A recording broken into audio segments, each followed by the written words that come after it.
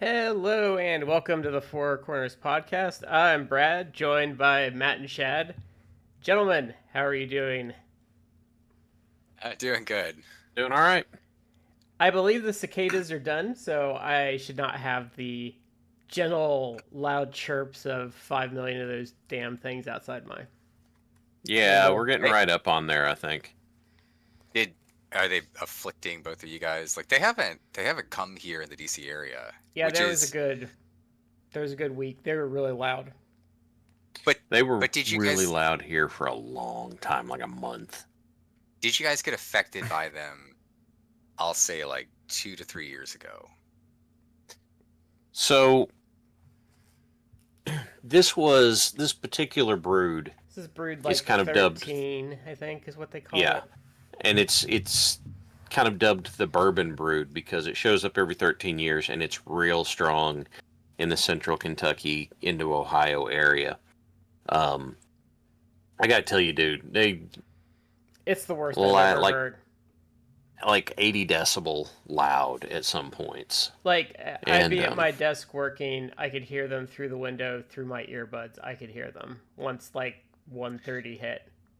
yeah, So we got him. We haven't had a single one that I've seen like here in the now, like in the DC yeah, area. But 2 to 3 years ago, I forget exactly because I based on like when my oldest daughter, like how old she was. I think she was 3, but she could have only been like 2.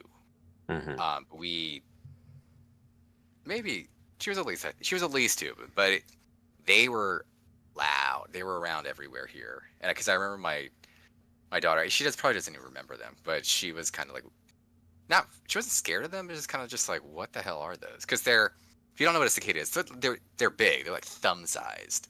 yeah. Or Brad, you said you even seen them bigger than that, but The ones that they are these Brood 13 ones were, I would say, particularly large for a cicada. they are maybe the dumbest bugs I've ever Yeah. seen. No one's necessarily going to award intelligence testing to bugs, although like bees and ants, like hive, like insects can actually be like shockingly have Well, a really interesting like group. the coordination on bees is interesting because, like a lot of intruders, they don't sting a lot of intruders. Like what happens is, like let's say like a wasp or something comes into their nest, they like all swarm on them, and then they like Yeah, turn and the just heat. like and they like basically cook it alive. And then Yeah, like I think they vibrate, like they can vibrate yeah, themselves, and the friction or whatever the heat that they generate, yes, it will literally cook other insects alive, which is a really Yeah. interesting defense mechanism, which obviously gets around the whole if I sting you, I'm gonna die situation. Which okay, this is random, but this at the last week, we were looking. It was my daughter's like first week of summer break. My oldest daughter, we're looking for like movies for her to watch, and she wanted to watch the Bee movie. Do you guys ever see that? it's the Jerry It's like Seinfeld 20 one, years old right? at this point with Jerry Seinfeld. Yeah, I've never seen It it. I is know the what it is. weirdest movie. It's the weirdest movie I've ever seen. And it's not, it's like, why? This isn't really for kids. Like, I defy that it's for kids. But it's weird. It's utterly bizarre. Like, I don't know how they even made this movie. Like, what is the audience for I this think movie? that was I guess like Seinfeld his. fans. I think that was like his last foray into like film. Well, I does he mean, need to? I mean, I mean, to, 20 years ago, he was making like 50 million a year or something through Seinfeld. a lot of those kids movies though, like, hey, did you guys see American Tail when you were kids? Oh, Bible? Yeah. Yeah. So yeah, have you watched it as an adult?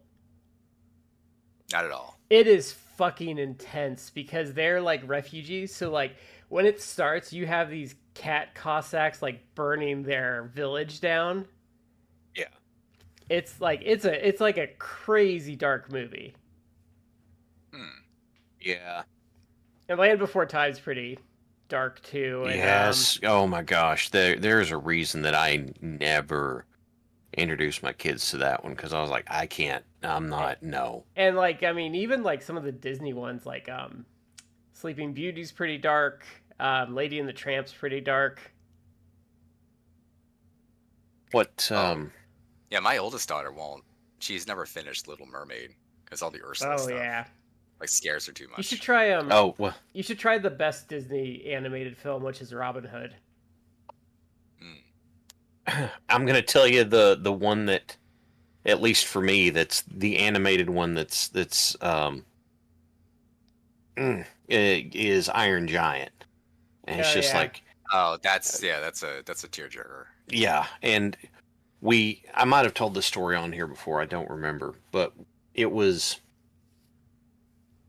at that phase of COVID where our local theater, what they would do is they would rent the theater to a pre-established group of people. So this friend of ours, she was like, "Okay, you all got kids. We're just going to pay for the theater so that we can all get together and do this, and we're going to watch Iron Giant." And I was like, okay, that's choice. And my oldest and the other kid that were there, they were just kind of running around the theater having a good time, but my youngest was all curled up on my lap. Like, he sat on my lap and was watching everything super intently. And then you get to the end, and my youngest starts sobbing. Just sobbing. He's gone, he died. And then it's got the thing where the pieces of the giant would come back together and everything. And I'm like, "No, buddy, look, see, it's gonna..." And he's just like, he is like latched on around my neck, just howling, "No, he's dead. And I'm like, well, I'm never gonna watch this again, ever in my life. Look at the bright side. At least he does come back, unlike Bambi, where Bambi's mom is just done. Yeah, never showed that to my kids either. I think my oldest daughter has actually seen Bambi. And then the woods burned down. So fuck that movie. It's dark. Yeah, that movie's older than hell too, isn't it? Like they made it like the 50s or something. Like, yeah, and it's traumatized. It's now traumatized. I think it's traumatized boomers, Gen Xers, millennials, and Zoomers. Look, I think I shared the story with you guys way back in the day. But when I was little, like probably no more than 4, they did like a reissue of Bambi, like in the theaters. I like didn't see it in 80s, theaters, it but when it finally came to VHS is when I first saw it. Yeah, they did some sort of reissue. I think it must have been like an anniversary or something. I don't know. The Disney put it out in theaters for like a time. And my mom like grew up in the South, like poor. Like I highly doubt that she watched Bambi as a kid or when she was young. Like she just wouldn't have gone to the movies. And this was like she grew up in a time way before like there's a VHS. Yeah. Like, you know, home video and stuff was a thing in the 80s that started. It might have been on TV like as an event like every decade or something. Like, yeah. But my mom, like I was little, it's like it was my first movie experience when I was like, oh, you know, Disney cartoon. Let me take my son to that. Yeah. And this happens like early on in the movie. Bambi's mother gets shot and killed by a hunter. Off screen. Off screen, but yeah. I was at least like aware enough that I knew what was happening. Like I knew what had happened. And I flipped out. Bawling, inconsolable crying. Just crying. We didn't finish the movie. Like we literally, my mom like walked out. It's like she could not calm me down. It's like that. That's Littlefoot's mom. So my mom spent all whatever the money for probably just like 10 minutes of movie. I remember that being on VHS and us watching it. I don't think I was even 5 yet. They had the big white clamshells when we were kids. Yeah. And I don't think I was even 5 yet. And my dad was making jokes about shooting. You know, anytime you'd see a full-size deer, he'd just lean back. And after Baby's mom dies, like, I'm traumatized and just kind of poleaxed in place. And he did that again, and I started screaming at him, and he goes, "What?" And my mom looks at him and goes, "I don't know. Maybe he's into the movie." But us Zennial, millennial, whatever, we do have a safety valve. Do you remember the Animaniacs with Dumby's mom? And where they parodied the entire thing Slappy Squirrel took her nephew Skippy Oh yeah, to yeah, see yeah, Dumby. yeah. And he just starts crying the whole time, and Slappy takes the piss out of the entire thing. We had a safety valve. Well, see, so I did see it as a kid, but I was already battle hardened because I had seen Transformers the movie before that, so I had already dealt with Optimus Prime dying. But I will say, when Littlefoot's mom dies, you see that in silhouette, so you get to see that one. Oh yeah. Hey, someone brought this up. It's not Oh, a and new I'd observation. already, I think before I saw Bambi, I'd already had the shit traumatized out of me by those damn things in that Return to Oz movie. The Wheelers. Oh, the Wheelers? Wheelers, yeah. Yeah. That scared the shit out of me because it was on TV. They're on TV. That was a dark movie. And I don't know who thought that up because if you don't know, anyone from my age, if you mention the buzzy things, they know what you're talking about. But they'd like advertise this as like a made for TV movie that was like a sequel to Oz. And it was not a good way to advertise it because like she's like a mental patient, like getting like electroshock and stuff. So like Oz is like all screwed up. And these monsters are like super loud and weird, and like one of them gets killed horribly at some point. So I do not know how that ever made it through marketing. But like anyone my age that I know was horribly traumatized by that movie. Yeah, I don't know how, but I heard about Return to Oz and like, hey, don't watch that. You'll be better this way. And so I never did. You're lucky. Yeah. That's there's some things that I was warned off of, and I'm grateful I was. It was someone made this observation. It's true. It's like a lot of these Disney movies, like there's usually like a parent dying or something like. Well, I mean, they're based heavily on traumatic. They're based heavily on Grimm's fairy tales. And if you go back to the source material or see like a proper adaptation, like those are horrifically violent. They're bloody. They're not pleasant fairy tales. They're not stuff you would necessarily tell your kids. No. That's why they're heavily sanitized now. They've been. Yeah. Yeah. So we have more USWA TV for you this week. Two very memorable episodes, in my opinion, which we'll get to. But we kind of got in a side conversation because the flagship had kind of done a rundown of the Yeet Man and his. Is that trademarked? In his. I don't know. That's why I was calling him Yeetsy because I didn't want to just be ripping him off. But well, I mean, it all works. Well, the problem is they were calling him the Yeet Man. I'm like, did we get that from them, or did we all just kind of get that on our own? Because like I've heard, because we were kind of calling them that in the Discord, but I don't know if I'd heard it from them first. Can I ask a question? Because I haven't heard this. Yeah. And if you've heard it, maybe you can share any specific details or just a summary of what they were saying. Was it in response to the comments that like Rikishi made? No, they were just. They didn't bring those up. No, so they just. Because to me, like I was aware of like in the last few days a discourse about Jey Uso, aka Yeet Man. It's pretty much he sucks. Joe, Shad and I think are kind of a little different. Joe pretty much says like he would have done it because he was over, and that with their new fan base is really weird and like believes in people should get their turn, which I don't disagree with. Think that I don't want to just say they were right, but the way they laid it out made a lot of sense. The idea that, hey, somebody's really over, you should do something with them, and they did. And I'm like, you know what? I would. There is a place I will absolutely give them credit. They're like, hey, this guy, people are loving this entrance. He seems to be really over. Let's do something with it while it's still getting reaction, which puts it light years ahead of Vince. And then after they did that, they're like, because I think he had 4 matches with that belt involved. No, one was winning, one was losing, and the other 2 didn't really. It was Logan. It was Yeah. Logan Paul, and then what was the other one? It doesn't really matter. It wasn't 'Cause- memorable. No, and they all Was it sucked. Seth Rollins? You can't. Was it Seth Rollins?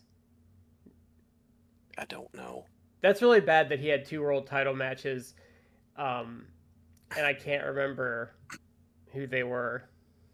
Well, they did those, and he had what, a couple of months with it, and then they put it back to Gunter, and it's like, He had 51 days allegedly, and Ye- I didn't hear the rant on mhm. on the flagship. I actually wish I did because I would have loved to see them clown on Actually, him. they're one. I They're one talking about how R-Truth just totally, like, owned Triple H on that whole contract thing. Oh Oh yeah. yeah. And then they were laughing That's- that now they have to push a 53-year-old Ron Killings like as a serious threat. But no, pretty much so. Well- if you don't know what R-Truth did, Well, hang on, because we're not done with the Yeatsy thing yet. We're gonna Oh. come back to the cool. You want Killings to talk thing. about But- that because that's hilarious. The Archer thing is another. That's a whole other thing that which you can definitely get into. I would love to get into it, but I was aware. I didn't hear the flagship. I would have loved to hear them laugh on it. I will say generally, I don't think that they're wrong. That is the conventional wisdom. Is that but this, I guess this goes back even to like obviously the territory days. It's like, oh, we got a hot act, like run with the hot act, like Mhm. push the hot act, whatever. My I think big nowadays- argument against that, though, and where I'm going to go against both of you, is I don't necessarily disagree, but I think with him, what would have warded me off from putting the belt on him is his entrance is over, but then when he's wrestling or he's doing promos, like he doesn't get a reaction. Oh no, that he is the classic example of like the wrestling trope, like, and then the bell rings. Yeah. Yeah. Because and I would even say, like, I don't know if you were to take him as he is, forget the wrestling part because he sucks as a wrestler, but Oh, he's terrible. just take the entrance and all the yeet and all the shit that the WWE crowd just he has him eating out of his hand, like they love it so much. If you were to transplant that and put it in like New Japan, or you were to put it in like CMLL or AEW, like would it get the reaction? Like some people might like have fun with it, but CMLL it might.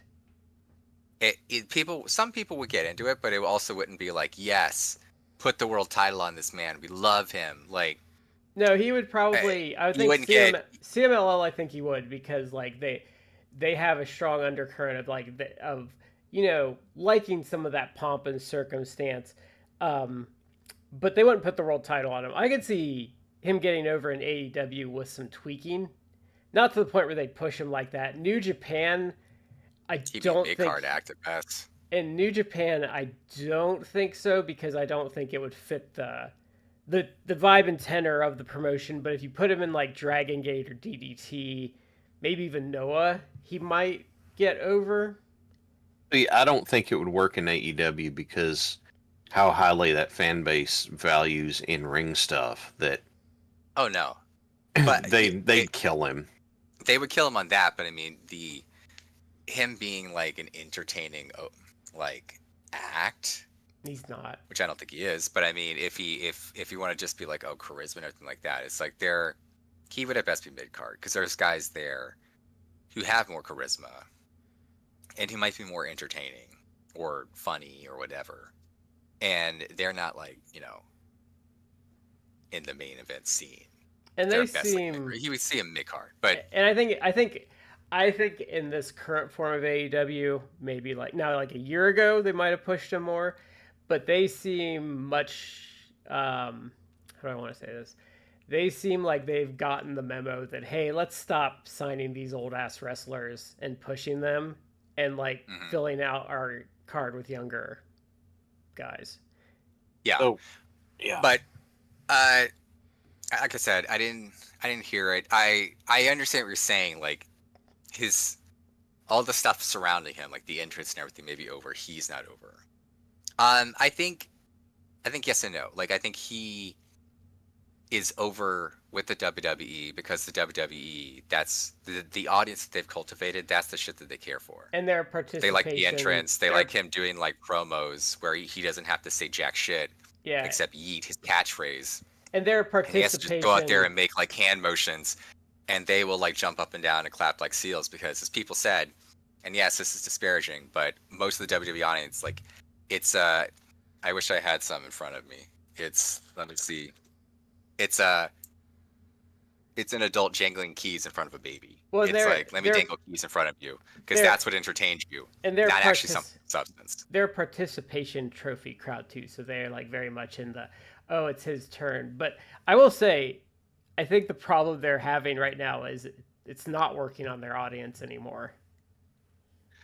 No, everything's kind of going downhill because there isn't.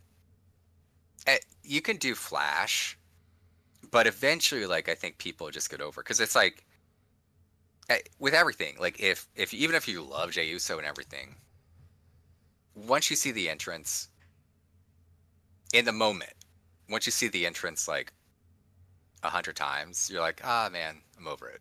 Yeah. You kind of get tired of it. Now, nostalgia always kicks in. So 10 years from now, you have Jey Uso come back. Maybe they'll push old people at WWE. I don't. I mean, he goes away. I mean, like, he could be not really doing much with him, whatever. Then, he comes back and he does the yeet stuff and everything like that, and people will love it again because it's like nostalgia. But I actually don't think this era is gonna.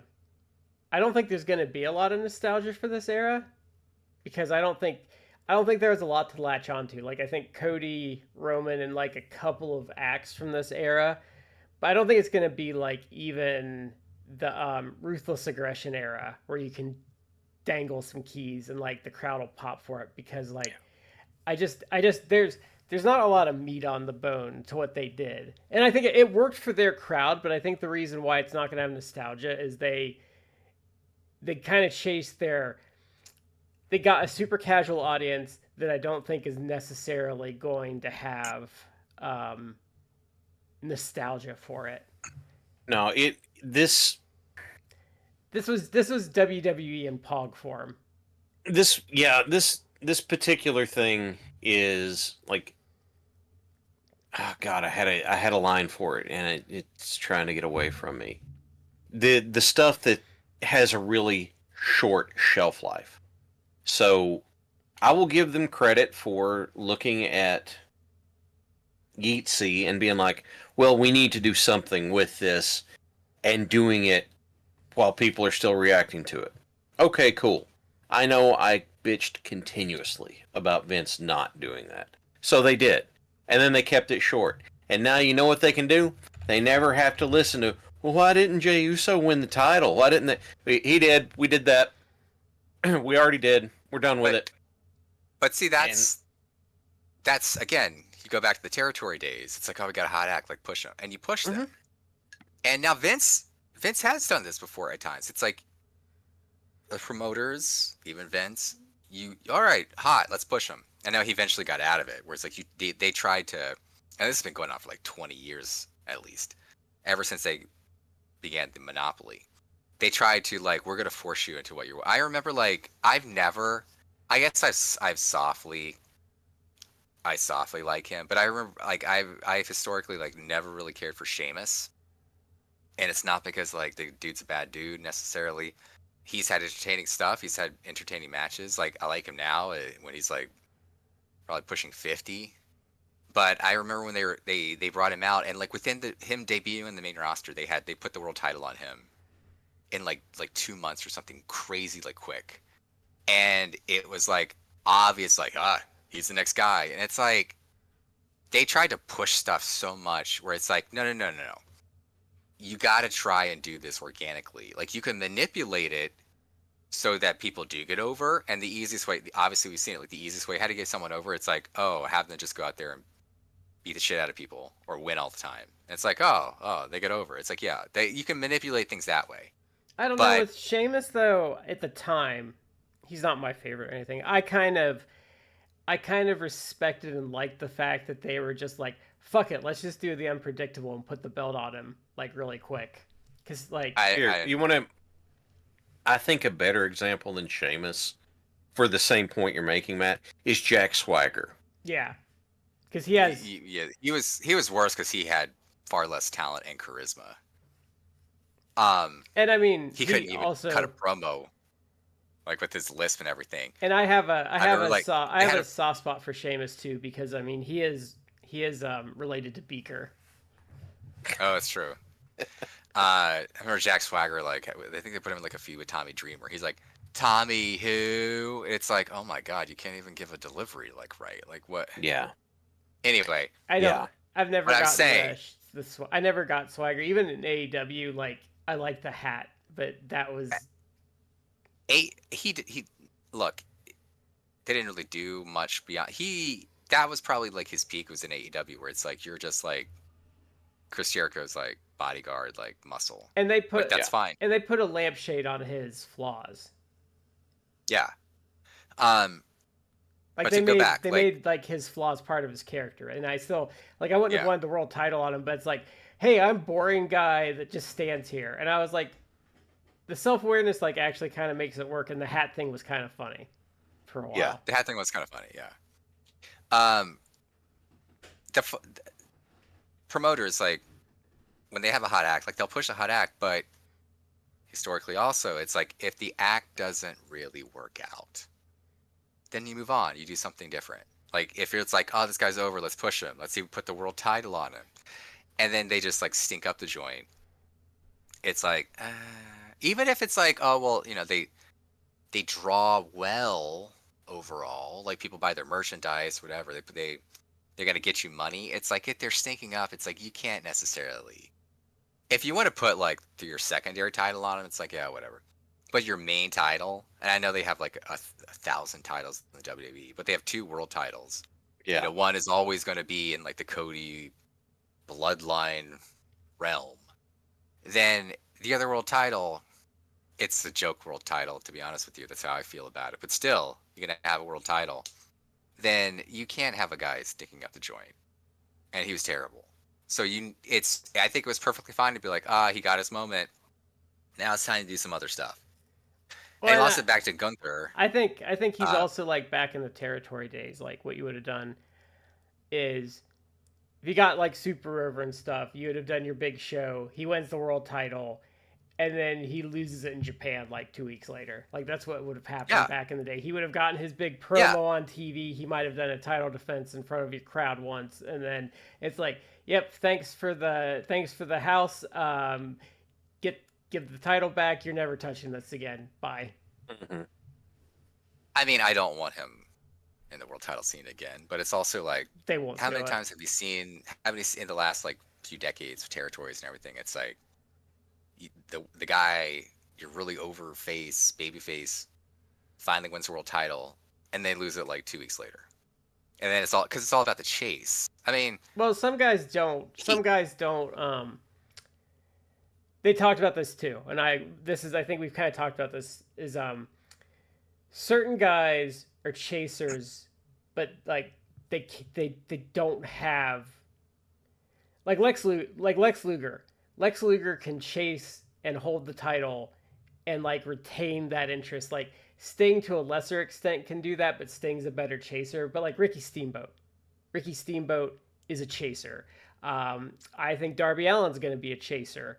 Sami Zayn's a better chaser than he is a champion. I'm trying to think of other examples. Sting was a combo. Yeah. Sting could chase and hold. Bret Hart could chase and hold. Like Hogan could chase and hold. I think Savage could chase and hold. He proved it once. I think Shawn Michaels is a better chaser than a holder, and houses have typically proven that he's a better chaser. Yeah. Well, and having someone who does the title chase, and then you get that big payoff, the difficulty is continuing the momentum afterward. That's always been a problem for bookers all over the place. It's hard you have this big, dramatic, climactic chase, you finally get to the top of the mountain, the babyface holds the belt up, that's what it's all about. And then what do you do next, your next show? Yeah. It's like, how do you follow that up? That's just hard to book. And it is like if you fantasy book and you build your big apex doing this playing Filstinger game, sometimes you build this big angle and you finally pay it off, and then like you're a couple weeks out, it's like, well, goddamn, like this all kind of fell apart. Yeah, and then I kind of learned that helped me. I still have the trouble sometimes, but like I always have guys gobbling people up and having momentum down the card that like once I need the next thing, oh, this guy's been winning matches left and right for 6 months. And that's helped me kind of get over that. But that's hard to do as like a real life booker with injuries and stuff. But no, fantasy book a big climactic finish and then try to book a program after that and you'll struggle. That's why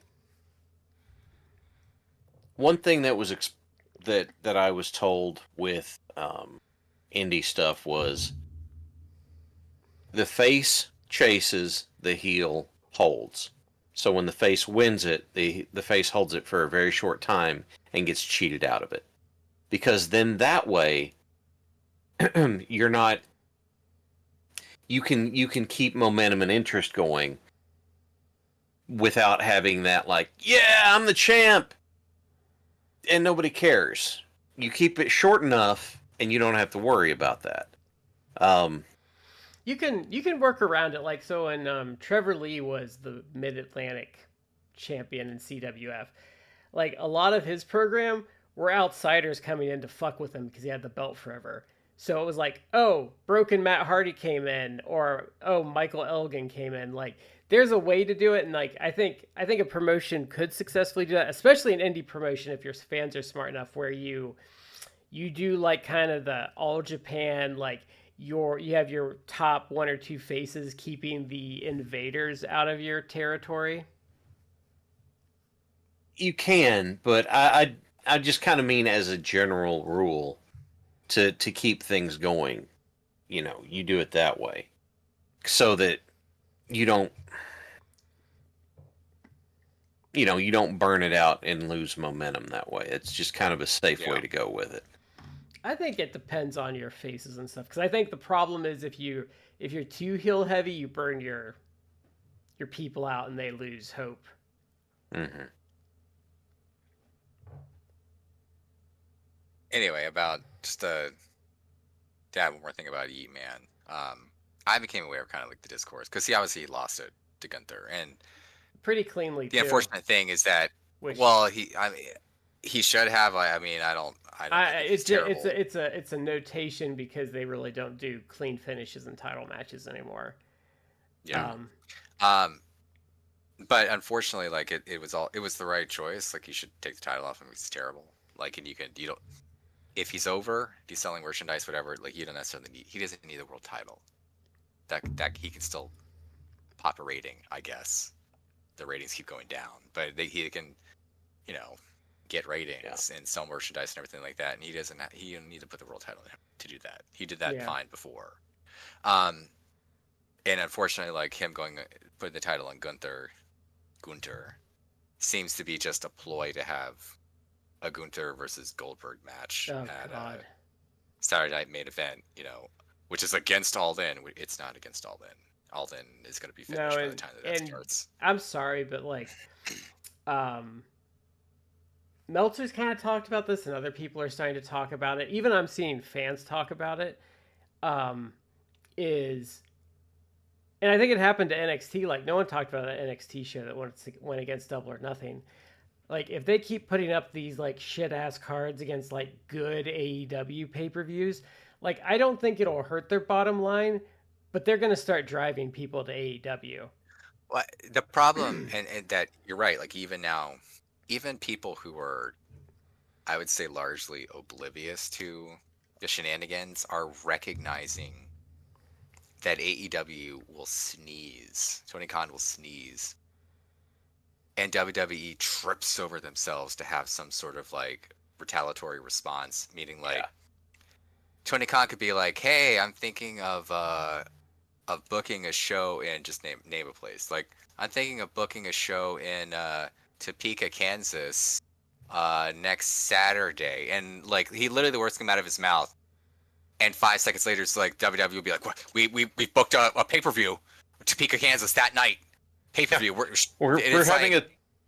But then they're tripping over themselves to do that. But then like they'll announce the lineup, and it's like a 5-match card, of which like the show is like here's Nia Jax versus like who's the shittiest female worker on Zoe there? Nikita Lyons. Maxine Dupree. Yeah. And it's like, and they'll do that, and it's like, yeah, like you want to counterbook everything AEW does, but then you're not. You also, because Triple H is a shit booker. It's time people really realize that.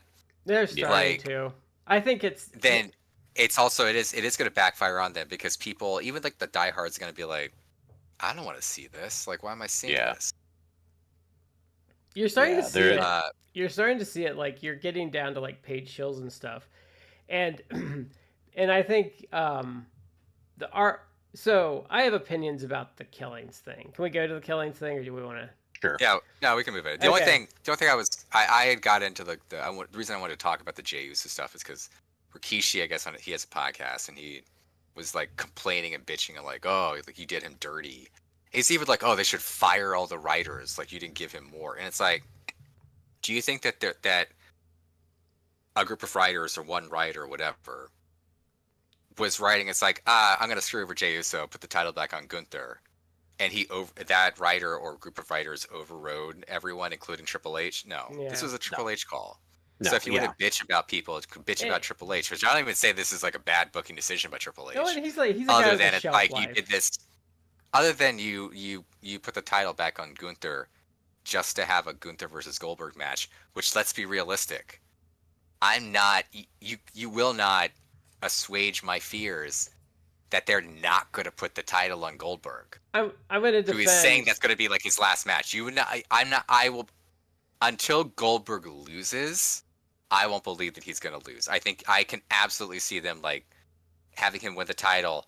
And then he keeps the title until SummerSlam or the next Saudi Blood Money show or something. I can believe it. I can believe that is what happened. I'm loath to do this. Or what will happen. I'm loath to do this, but I'm going to defend Triple H here. Okay, so let's say you have this guy that's over, and you're giving him this opportunity, and it's not your real world title, but you're giving him the status of like world champion. You're starting Mania with him and stuff. And let's say you do all this, and the guy doesn't step his game up one iota, and like even his title win kind of flops. Like, let's say you maybe the match sucks. Yeah, and let's say maybe you did have the idea, like, well, we'll take him to SummerSlam, but he doesn't step his game up, and all of his shit sucks. Like, what are you gonna do? Like, so I don't. Even if he only was gonna keep it on for a short time, like I would say Jay also didn't do anything to justify keeping the belt on himself longer. No. Yeah, no, it's every singles match that I've heard anything about involving Jey Uso has not been good. No, it's just been that this match sucked. How do you have that Jey Uso versus Gunther is the opening match of Night 1 of Mania, and the crowd goes, yeah, like you do that by shitting the bed in the ring. Like that's basically it. And it's like that's not a good thing. Look, we're forgetting that last year they had Jey Uso versus Jimmy Uso, and it's terrible. Dunk up the joint, like literally a worst match of the year contender. Yeah, and he the also caterwauling and the, excuses that some of the shills were like, well, they didn't get enough time, and it's like they need 20 minutes. Not good enough. He had the SummerSlam match with Roman that was really bad too. Yeah, and that's the thing, man. Formula. If you go out there and have a bad match, the excuse of they didn't have enough time, that's not good enough. If you can't if you have to have a long match to have a good match, I don't actually believe it. If you get at least 8 minutes, you can have a good match. You can, absolutely. Like if you get like knocked down to like 4 or 5 minutes, okay, I understand. Like you can't really set much up, but once you start getting into like 7 or 8 minutes, you have enough time. Yeah. Look, how hard is it? You go out there, if you had a 10 or 15-minute match, go out there and do that. Yeah, and your match sucks. Why would I give you more time? Because you couldn't get it done in what is, frankly, an average match length. So I'm not going to give you more time. And I'm not going to do that. And the thing is, because it's going to suck for longer. Yeah, and the thing is, like, if I'm working with Gunther and they're like, you have 6 minutes, I'm like, okay, Gunther, I want you to chop me until my chest is completely black and blue, and then we'll do the comeback. And you'll be fine. Like, you'll literally be fine. It's like, Gunther, I want you to chop the ever-loving crap out of me, and I'll do the comeback, and it'll work. And it will, because he has charisma, you sell it good, and he couldn't even do that with it. Look, Gunther is on a different level. Like I'll give him a shout out. IVP Videos. IVP Videos is actually running a Patreon subscriber sale right now. So if you're a Patreon subscriber, as I am, he's running a sale, 20% discount. I don't get paid to say that. I just like the guy. He's a good dude. He lives in Maryland, in the DC metro area. He put out a compilation of Gunther's like Intercontinental title matches, like all of them, from when he won the Intercontinental title until he lost it. And early on, he had a match with Shinsuke Nakamura. And look, I love Nakamura when he wants to overall. Work. When he wants to not but be a lazy ass. He is beyond washed and has been for a long time. He had a pretty entertaining match with Nakamura. It's like Gunther's not quite at the, drag a broomstick level, but he's up there. So come on. Like, he still has one of the most insane matches I've ever seen, that spring break match with PCO, where he was just chopping the crap out of him, and PCO was just doing things with no disregard for his own safety. Yeah. That's still like the most absurdly stupid match I've ever seen in a good way.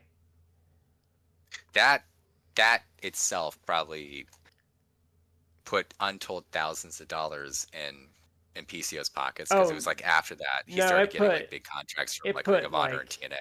He probably has 6 figures worth of dollars that match put in his pocket. Oh yeah.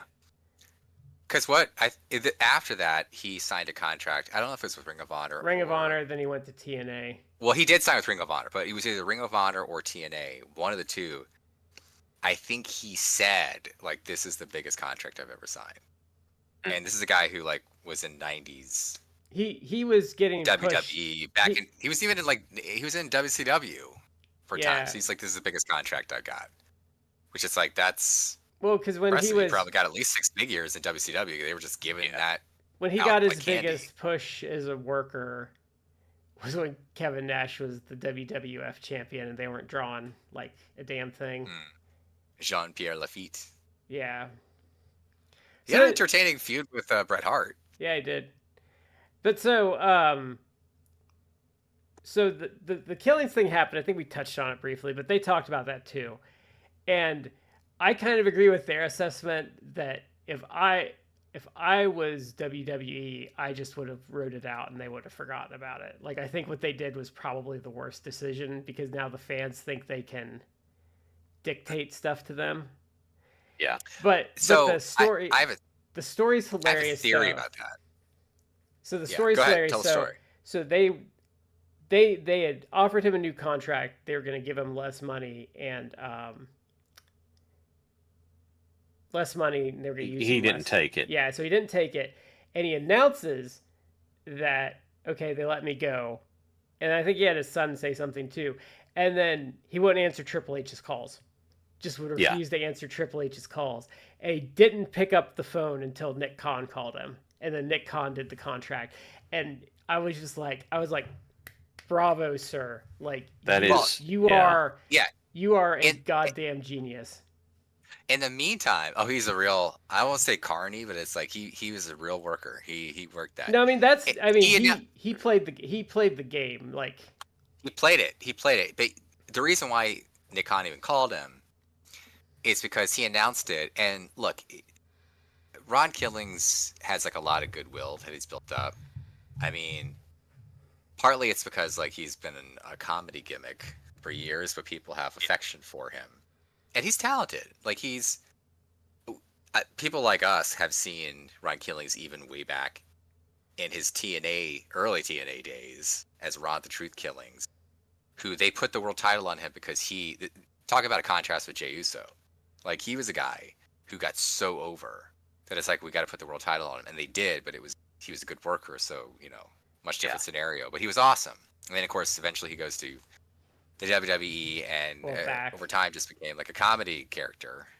But he was really, really talented at it. So even it's like, well, this guy could have done more. It also made perfect sense, and especially as a guy gets older, it's like, what does he care doing comedy gimmick? It's like that's why he's always defended it because he's just like, I mean, he played them really well here, but people have like called him a clown before. He's like, look, man, I'm making six figures and I'm not tearing my body up and I'm doing something I love, like, so I'm not a clown. That's the thing about Ron Killings, is that the guy has repeatedly found a way to make a winning hand out of everything. Yeah. Oh, he's also he's got it. You're not telling me, you're not going to convince me that everything that he was doing on camera or on social media, whatever, that someone was writing that for him. Like, no, because he's coming up. I have to imagine with most of that. Some of the most entertaining stuff that happened in like the end of the McMahon era was the 24/7 stuff that they didn't give a shit about. And it was like Drake Maverick, him, I think Jerry Briscoe was involved a bit, and a couple other guys just screwing around on the side doing stuff. And that stuff was hysterical. That was Truth and Drake Maverick, Rockstar Spud, whatever, doing things that they were just kind of let to do it, and it was so funny. And it was good. Yeah, so I enjoyed the hell out of that. My favorite part of that was that that Drake couldn't consummate his marriage until he won the title back. Mm-hmm. Oh yeah, they're doing vignettes where like he's on his honeymoon, and his wife, who's Renee Michelle, who's a worker, he's getting all pissed off at him. It's like we need to consummate this marriage. He's like, nah. It's all depressed. It's like, nah, not until he won the title back. Yeah, Truth snuck into his room with room service and paid him for it. It was just good. Didn't Truth have himself shipped somewhere in like a box so he wouldn't get pinned? Yeah, something like that. Like, that stuff was fantastic. And like you said, he was getting paid, getting on TV, people liked his stuff, and he wasn't getting killed doing it. Yeah, but he's beloved to the point where when he announced that on social media, it's like they're not really much. He basically said like, I've been fired, which is maybe like, no, you gotta play the game though. Massaging the Truth a little bit. But here's the thing though. He fired the first shot, and people are dumb. So if you say I got fired, he didn't get fired. They didn't renew his contract. But you get on top of that and you intimate that. People are stupid. So he won the PR war because he said it first. Oh, out the gate. It wasn't even a contest. He won it at the gate. Opening shot. It was a kill shot. Yeah. It's not even that he played his hand better. It's that he decided he was going to deal the cards for it. No, this is literally, someone should take this for like PR courses in college because he played it perfectly. Like his statement was perfect, but he made the right hints and he understood, like I said, that he fired the first shot. So waka waka, like he created the truth of the situation because people aren't going to dig deeper. It's like those stories that people like, real world or political stories, and someone will say something and you're like, that's not true at all. Like they proved like it came out like 6 months later that person was lying or that situation was false. Like you need to actually. And his statement wasn't exactly accurate, but it was close enough because did he get fired? No. But it was in the subsequent like fury over his comments, people were like, oh my God, is that true? And people in wrestling media like Sean Ross Sapp or even Dave Meltzer, like they weren't saying like, oh no, he didn't get. They said like maybe were like, no, he didn't get fired. But they're like, well, it's true that, yeah, they're not renewing his contract. So I say it's true enough in the sense that, did they fire him? Not necessarily. Were they going to continue to employ him? Well, no. And that's what anyone necessarily would care about. It's like, you're not going to continue his contract. His contract's running out. You're not going to renew it. And So I don't- whether he's fired or it's just like you're not going to bring him back. It is important because let's look at AEW. People all the time try to make Tony Khan seem like, this asshole or whatever. It's like Tony Khan actually pays people.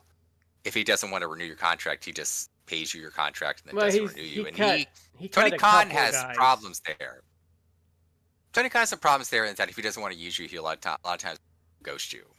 And he'll pay you through your contract, but if you're like, hey, am I gonna get renewed? Like, what's just dead silence maybe. I don't think that's necessarily the best way to handle it, but if he's not answering your calls, like, you should be smart enough to know that means you're not getting rehired. And if the paychecks are coming in, and let's be honest here, if you're Marco Stunt and Tony Khan is not answering your calls, it's like, well, I got way further in this career than I ever thought, and I'll just be happy I got paid like good for a couple years. Yeah. No, I mean, I get it. Like, it's not the way he should handle it. If it's not him, like, someone should, from talent relations, should be like, yeah, we're not going to renew your contract. But I don't think that's happened. I don't think that's happened since the initial releases, though. I don't think I've heard that. You don't hear about it as much, but yeah. My point is, like, people will make a big stink in AEW about people not getting their contract renewed versus a firing, because Tony Khan hasn't really fired too many people. Jimmy Havoc got fired. One of the there's not a lot of people that get fired out of contracts. You have to screw it up. It's all for it seems it's all for like disciplinary. Evilise got fired. It's I think it's still in single digits, but I think Havoc got fired. Evilise got fired. They just fired not Bear Bronson, but the guy he was partnered with, because he got Boulder. Yeah, because he was horrible domestic violence. Yeah. Didn't he just do something stupid on a GCW show? Bear Bronson? The one that got fired. Oh, I don't know. I don't know that he was. I don't know. I haven't tracked that guy since he got fired, but I guess point is, it was true enough what Truth said. He wasn't going to continue being employed there. So there was this big furor, whether he was going to get fired or not, that was lost in it, but people knew he wasn't going to get continued. So there was all this people getting pissed off, and the fans were like, no, you can't do this. We love Truth, whatever. And I have a theory. My personal theory is, one, people are in denial, and Dave Meltzer will be like, oh, they're still hot. And Dave Meltzer, it's in Dave Meltzer's eyes, until they start only selling 2,000 tickets, they're not a cool promotion. They're hot. Yeah. If you really are anal, the numbers on attendance have started to go down. Now, part of that is because TKO is doing TKO things, and that they're now price gouging people. So it's maybe when they were doing 12,000, they're now going to do 10,000 or less. Yeah. Because they've raised prices to the point where people are now starting to get priced out. Because they're pricing it like UFC, which I would say the difference, though, and we've kind of talked about this, though, is UFC is kind of a lifestyle brand more so than wrestling is. And it's and I would say it's, I hate to say this, because you can get hurt doing wrestling, but UFC is a real sport, so people are more willing to shell out for money. It is a real sport. I love wrestling. I prefer wrestling more than MMA. Mm-hmm. But wrestling is not real like that. It isn't. It's predetermined. It's. And they've cultivated a fan base too. MMA people, that is their thing. Yeah. They go to UFC, they probably watch, they go to amateur stuff that's local or local pro stuff. Yeah. That is their thing. So, if you're charging them, $500 for a ticket to come to their town, once every other year or something, they're going to pay that because that's their. And people who are fans of MMA, they may even train MMA themselves, and that doesn't mean they're going to step in a ring. It just mean they may go down to a gym and do, a workout, which is just a cardio workout. It's here, punch a bag, maybe Yeah. grapple with someone. Like they're not trained to do this, but it's like they're into it enough that they're going to do that. And Yeah. then, and some of those guys too might have actually fought an amateur fighter too. Maybe, but my theory is like the attendance is starting to go down. The ratings numbers have steadily been going down since this year. Yeah. Like both SmackDown is going down on USWA, and I know Meltzer can say like, well, you know, they moved from Fox Network to USWA, like net cable, so yeah, of course the numbers aren't going to be the same. It's like, well, that's accurate, but the numbers on cable have actually on USA are still going down. I think there's, we've talked about that though. I think there's something specific about, well, it sucked, but aside from that, I think there's something about it being on USA on Fridays, which is like broken people's brains, and Maybe. And I actually think, But I actually think that's why AEW's TV numbers have gotten a little better, and the higher demos coming up. I think what's happening is a lot of those Raw viewers that have nowhere to go now because they don't have Netflix, they can't afford it, or they don't want to deal with it. I think AEW has been picking up some of those people on Wednesday. Yeah. And that's why their numbers have gotten. That's why HBO Max didn't affect their numbers, but also why their numbers, because like if you saw their number from last week, they went up against the finals. They barely lost anything. Yeah. Yeah. Well, it was like it was down, but they still almost did 600,000. People argue with Dave Meltzer every week about the Max numbers. Yeah. And he's like, look, no one really knows the numbers, but multiple people that I've talked to in the industry have said to me that the suggestion that AEW is pulling, like, I'm not saying like it's 1 for 1. So if 600 people watch AEW, that's 600 people are watching on Max. But I think close to the statistic enough. I'm not exactly right, sorry, but I think something like maybe like 60%. It was like 40 to 60% of the audience like watches it. It was like 65-35, I think, in the breakdown, because if you combine them, they're doing like between 1 million and 1,100 people weekly, from what I've seen. Yeah, but combine the two, and because people are watching on Max, but combine the two, and it's like basically weekly. Dynamite, Collision's different because they're pulling lower, but they also are pulling surprisingly well. They've been this year, their ratings have been like shockingly good at times, considering their time slot and the night that they're on. And in comparison, like they're directly competing with real sports, and their numbers have still maintained really well. That Grand Slam show, they had 300,000 people watching Tony Storm and Mariah May at 1 a.m. in the morning, which is stupid. Yeah, it was something crazy. But yeah. Dynamite, but if you combine like cable and Max, it's pulling at least apparently like 1 million or better. Yeah. And people like will argue with Dave Meltzer, and Dave Meltzer tries to be fair, where it's like, look, they haven't released actual numbers, but I've talked to multiple people who say that this is accurate. So at some point, it's like, and what do you want to do? Like, I can't absolutely confirm it to you, but I'm telling you, multiple people are telling me like, yes, that's accurate. So at some point, it's like you just have to accept the fact that it's pulling 1 million every week, guys. Well, I'm tired of people saying that stuff, because like if you just turned on the TV and paid attention at all, like you can tell they're going back up. Like it might not, like it might plateau pretty quick, but just watch TV. Their crowds are bigger by a decent chunk.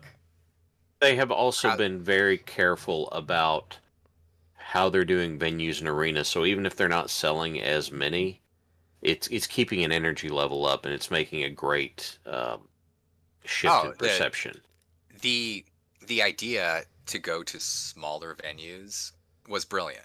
In more unique venues, it's brilliant too, because then it adds a lot to do. And the ideas of going to certain places and doing a residency where you're doing like a month's worth of shows at a place, that's helped too.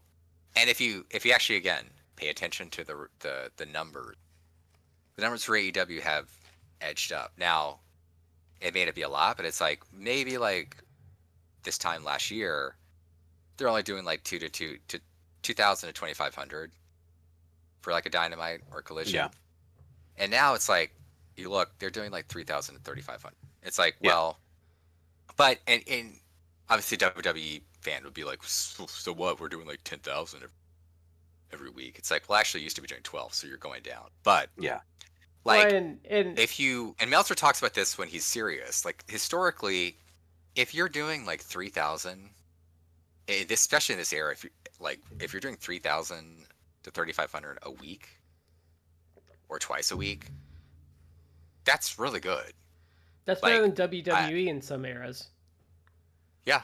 That's better than And what Meltzer has said that too. Like, the AEW is more profitable than certain eras of WWE. Yeah, and I think when people freak out when he says that, like I always wonder, is like, did you watch like the mid '90s, like when their crowds were just dead, or like even like when you were getting to like 2019, like those crowds are getting dire. Brad, I'm going to be honest with you. I don't think a lot of people that try and pick those fights were alive in the mid 90s. Much. So, you know, what was the line I heard that I liked so much? The people that argue with Lucha Blog are 19 years old and just started watching WWE last year. It's like, look, you if someone online wants me to take their opinion seriously, then I'm going to need more than just a pithy statement, because until then, I have I have no reason to give you any credibility.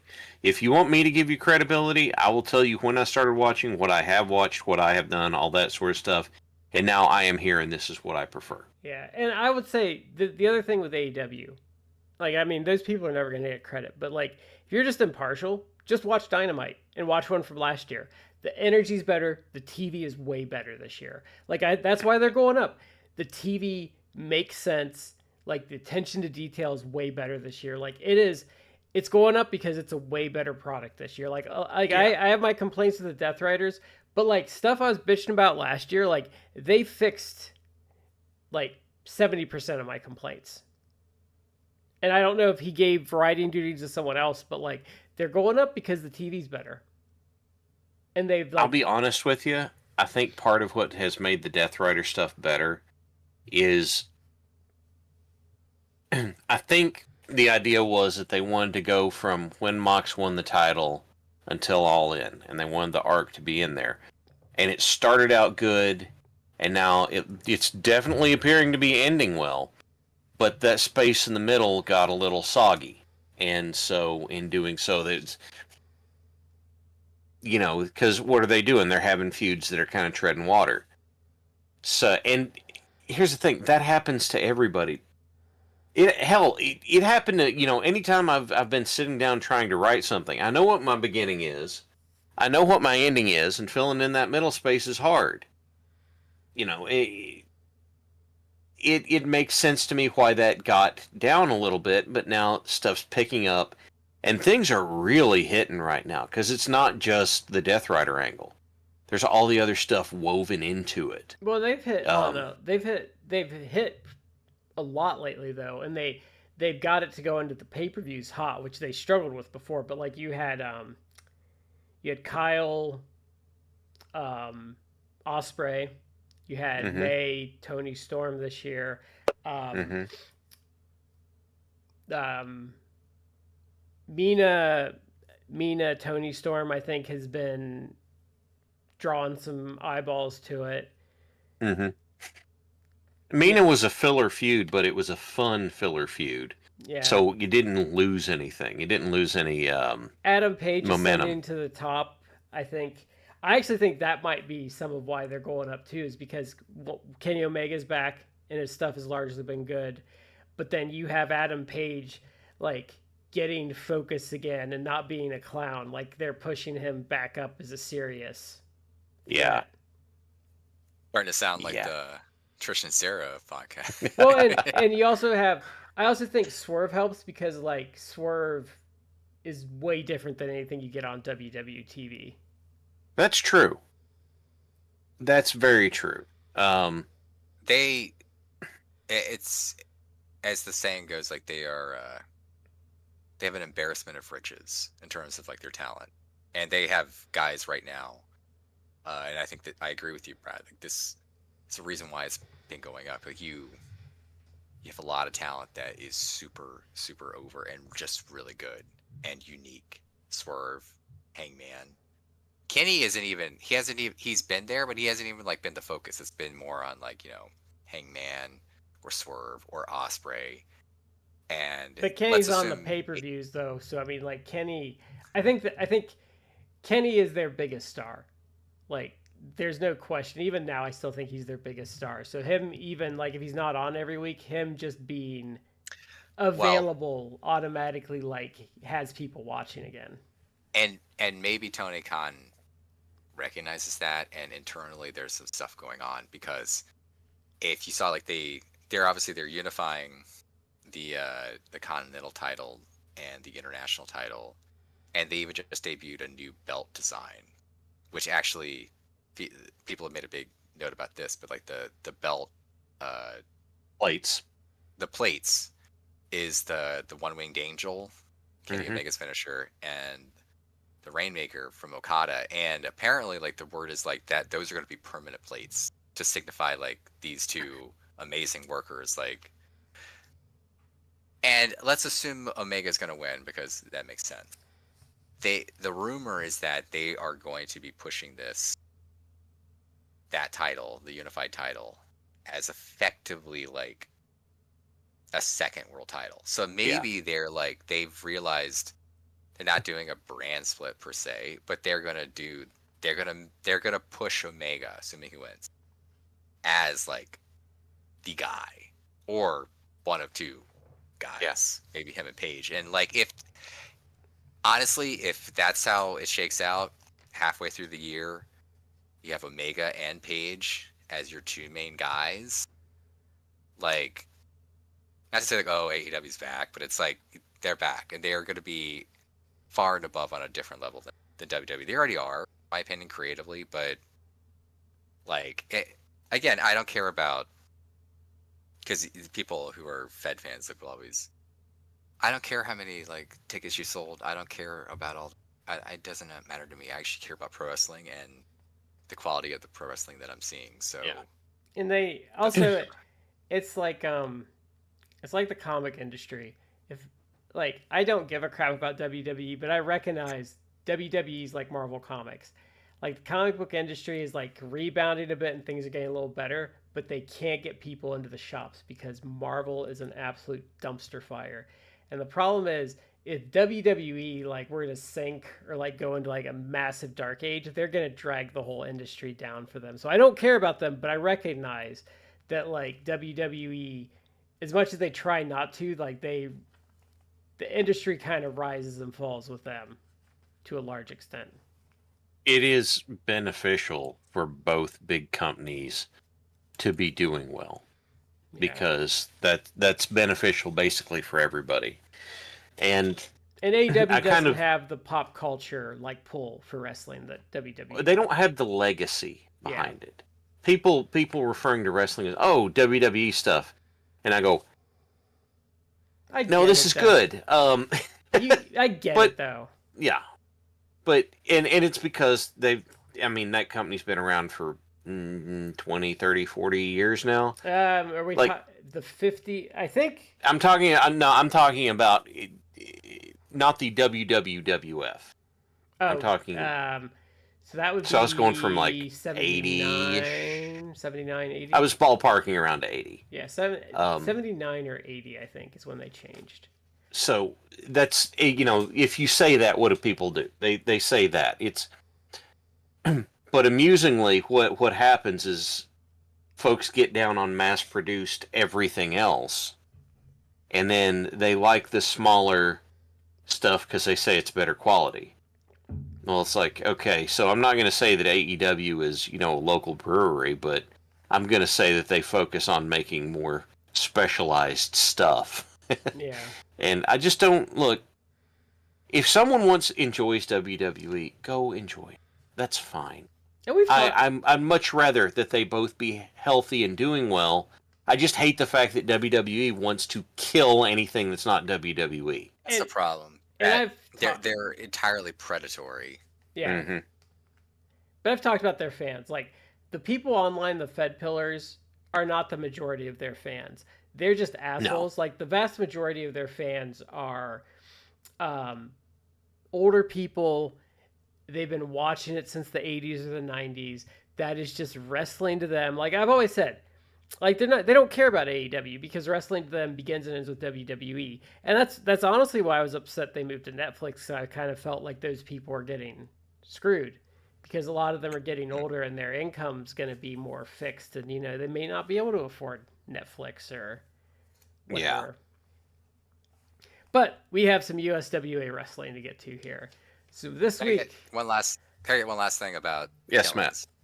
Oh yes, yeah, 100%, man. I had a multiple theory. I think like because WWE is like business is cooling, that when their own fans like freaked out about this, they like freaked out.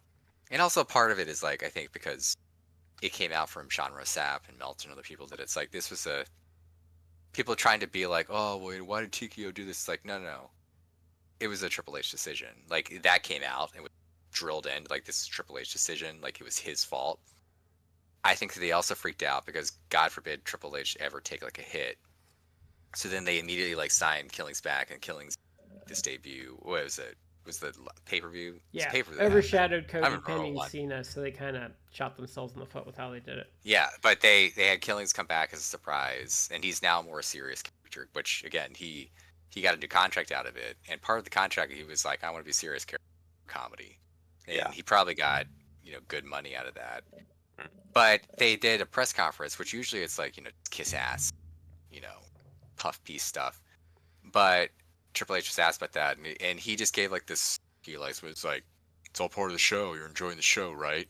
Yeah. And people have pointed out, which is true. It's like, it's been, how long? This guy has been like the head of creative now for what, 2-3 years? And you are still so... He's getting to be 4, I think. You are still so unbelievably bad at public relations, even when you're dealing with a media, air quotes, that 99% of the time just kisses your fucking undeserved ass. Yeah. And he can't respond to any sort of criticism. And he had to say it like that. It's like, oh, and because then some of the shills were like, oh, brilliant. They swerved all of us. How brilliant were they to swerve this? And it's like even at least to his credit, Truth, maybe not Truth, like his son and other people were like, no, it wasn't a swerve. Like he got fired or released or whatever. Like it wasn't a swerve. This wasn't planned. Like they cut that off at the knees, which I loved. It's like the people in Truth on the Truth side were like, no, screw you. You're not going to get away with that. Because they try to do that. I don't know why he just But Triple H didn't can't even be like, give a good PR answer. It's like, oh, you're enjoying the show, right? Like this pissant little, like, because obviously he was pissed off that he got fucked over in the media war here. But it's How hard is it? How hard is it? It's highlighted, Shad. It's highlighted, Shad, because Cody Rhodes was also part of that. And look, I think you and I disagree. It's like, I should don't Cody. And Cody Rhodes and his embellishment of his contribution to everything, including the Bullet Club and everything like that. It's like you're starting to approach Hogan levels. But that's part of his charm. You're just shitting. You're shitting in front of us, and you're asking us to smell your own shit and act like it's perfume. Like you're a little more savvy, so you're like you're a fucking asshole for saying the shit which you know is a lie and we know is a lie, and you're like trying to get away with it. But that's the thing, though. The thing why that doesn't bother me though is he knows we know.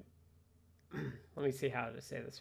This is a complicated sentence. So he knows that we know that he's full of shit, and so that's kind of part of the charm of it. Is like it's not charming to me though. Like you don't be a fucking carny. That's fair. Yeah. I've been watching wrestling for 30+ years. You're not gonna be a fucking carny to me, and I'm gonna be like, oh, how charming. And like fuck you. I know you're lying. He's largely done right by other. He's largely done right by other talents, so that's kind of why I don't mind him. Okay. Well, Yeah. I'm not. Look, I'm not on that level. But Cody Rhodes. Let me finish my thought real quick. Cody Rhodes. They asked Cody Rhodes about it, and Cody Rhodes gave the perfect public relations just like answer. that Triple H should have given.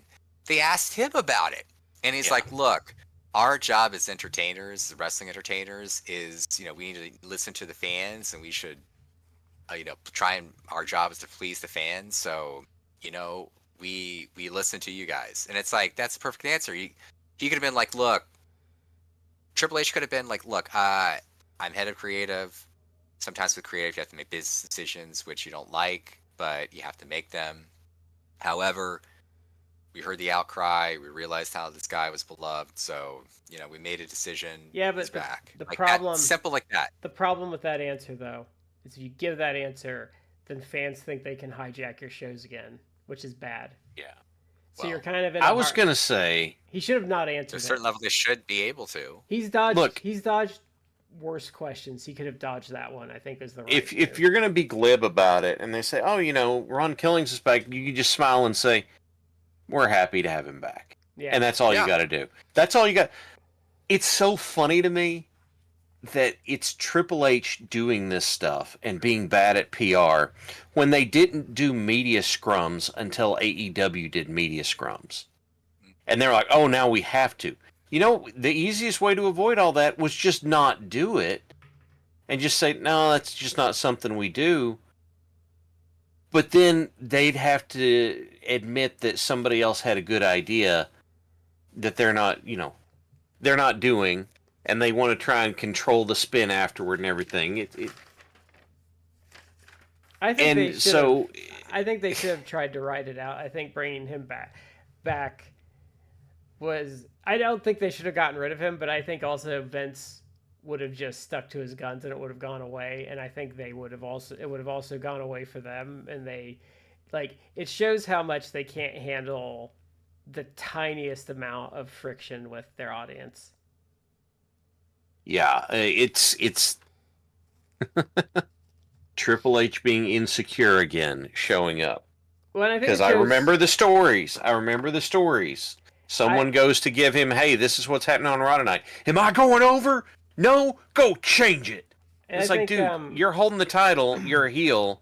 The faces have to go change it. Because he's so insecure, I think it shows and he's not that great a wrestling mind. Well, I think it shows his position in the company is a little more tenuous than people might believe. Because he got overridden too. That's some of it too. Yeah, that's also. Because Nick Khan showed who the boss was. So, USWA this week. So we are doing USWA. This is for the week of this. The first show was from April 11th. April 11th, 1992. Yep. So we start off with Miss Texas doing a promo, and this turns into a big old brawl with Miss Texas, Nurse Cratchit, Dirty White Girl, and Laura Davenport. Lauren Davenport, yeah. And so my takeaway from this segment was Miss Texas and Dirty White Girl know how to actually do this wrestling thing, and Nurse Cratchit and Laura Davenport really don't. I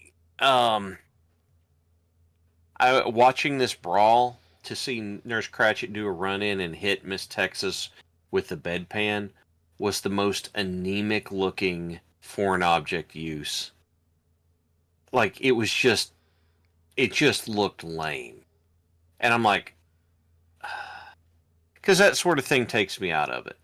Even if, because we, back whenever we reviewed the Larry Zbyszko turning on Bruno thing, and we were like, the chair shot was kind of not great, but it was still, it was competently done, but it wasn't done in such a way that you were like, wow, that seemed kind of a odd way to do it.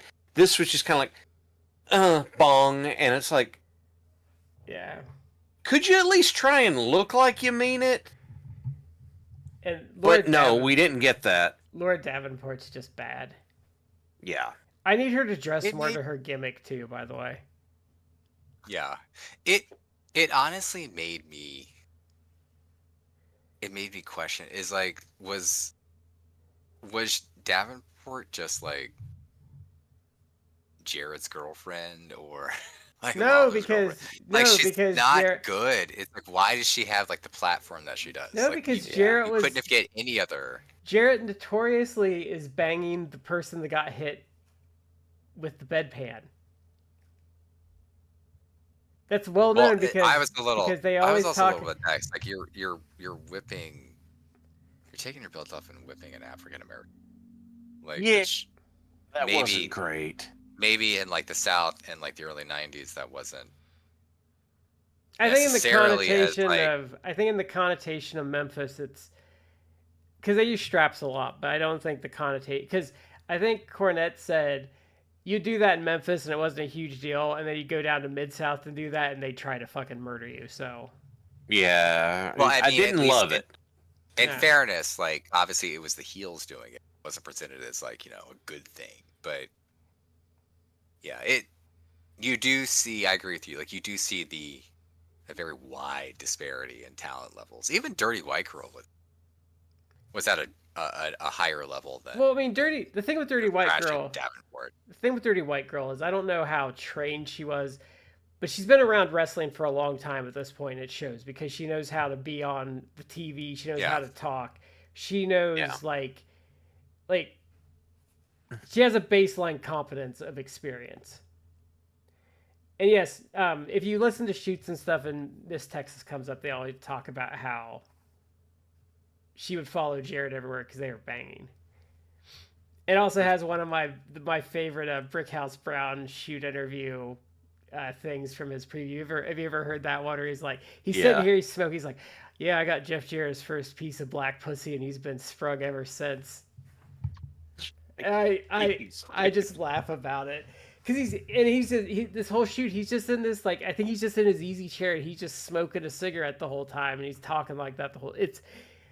I was so sad when he died because he was a treasure to the world. But that's still my favorite one. Like if I ever had if I ever had a soundboard for the show, that would be on the soundboard for the lulls. Speaking of Brickhouse, because we're going to get into Eric Embry more with the shows, but I was reading an old blog from like blog or message board from like 10 plus years ago that guys like Loss and I think like Phil Schneider were commenting on. Is it Saguna Keita that you're on?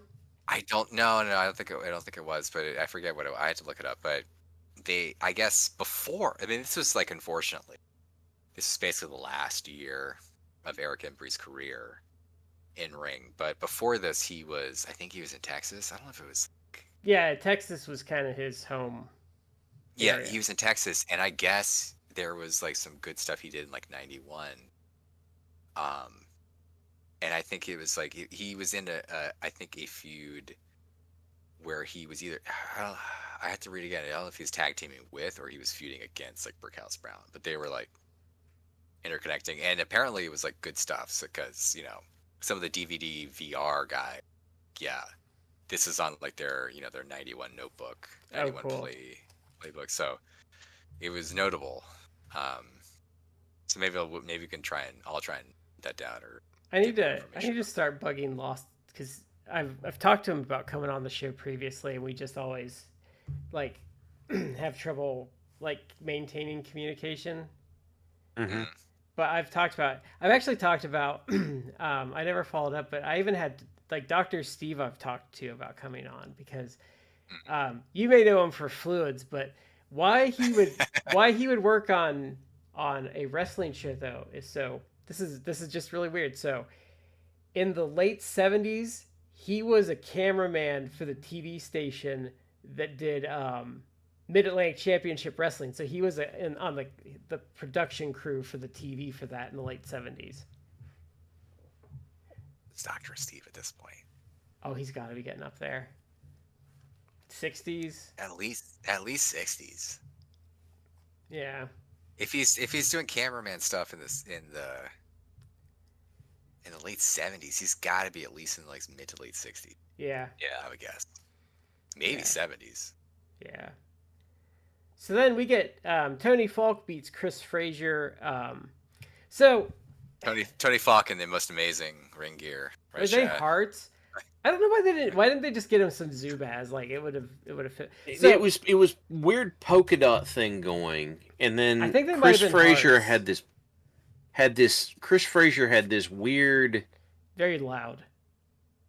Well, it was red, and then the other was somewhere between yellow and orange, but one leg of it was just completely different, but it looked like the leg of the red tights had been cut off and he was wearing the yellow ones underneath it or something. I was just like, that took me out of the match because I was like, what are you doing? I've seen some funky outfits in USWA at this time period. It is, like I remember, like, do you remember when Jarrett and Lawler both came out and they were in like just neon colors, and it's like, what are y'all doing? It's the 90s.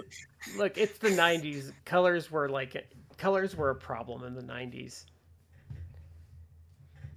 Do you remember when G.I. Joes, like, that's when I stopped getting the 3 3/4 inch G.I. Joes because they were all neon and stuff. I was just thinking that. And all of a sudden, they had heavy sci-fi fantasy influence, but all of a sudden these like G.I. Joes, it's like there's supposed to be serious military, and it's like the G.I. Joes are painted in like neon orange. It's like, come on. Yeah. You've gone far away from like when you started in like 82, when you're all in just like, camouflage green. And now you have like bright pink neon on you. Yeah. That's taken seriously, but touchdown is on this particular Joe mission. It's like, yeah, I know. It got real ridiculous at the end there, and that's kind of when I lost some interest because I remember that they came out with like they came out with a Dusty, and I think everyone bought that one because it was like his desert one, and everyone was excited for that one because he was like desert colored, like he was actually like camouflaged. Yeah, I still love G.I. Joe. Yeah, I remember one of my early ones was Lifeline because you could get him for free with, I think, cereal, like from Kellogg's or something. You could mail in for him or something. Lifeline had a few variants, color variants.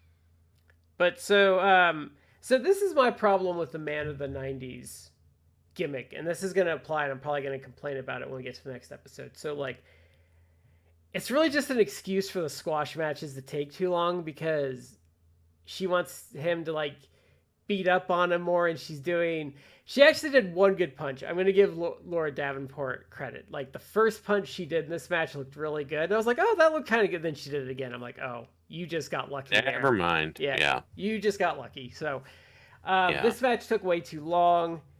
And, he's not... Tony Falk doesn't have, like, especially for what she's wanting him to do, he does not have the variety of offense to make like a 5-minute squash work. No, not at all. And then they did their kind of BDSM-y thing, and then we can move on. Any other comments? Let me look here. Oh, Miss Texas comes in and beats the crap out of both of them and chases them off. No. Well, Tony Falk had a really uncomfortable looking neck breaker he hit during this match that I was just like, oh, don't like that. But other than that, no, nothing else really to say about it as far as I'm concerned. Okay, so then we get our Richard Lee and Moondogs promo. You can fill in the blank here because it's the same every week. So then Eric... Nobody better let a finger on my dogs! He's got a brain bleed. My dogs! I can't replicate how he says it. My dogs! My dogs! So wait, wasn't this the point where they had subbed out one of the moon? No, so what happened... No, okay, so what happened... What happened is they were going to take Spike out and put Cujo in.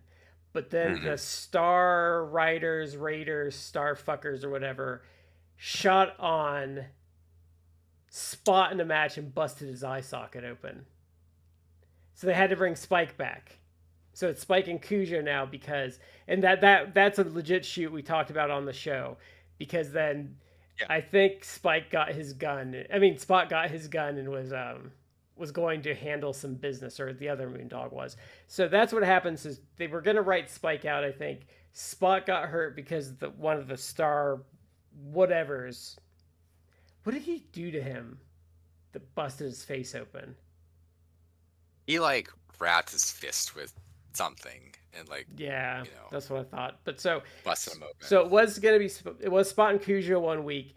That injury happened, so it's been Spike and Cujo. But I'm pretty sure when we get to the next week, the cage match is going to have Spot, Spike, and Cujo. And then we'll see what they do from there. Because the thing with USWA is the Moondogs stay as an act, but the dogs change over time.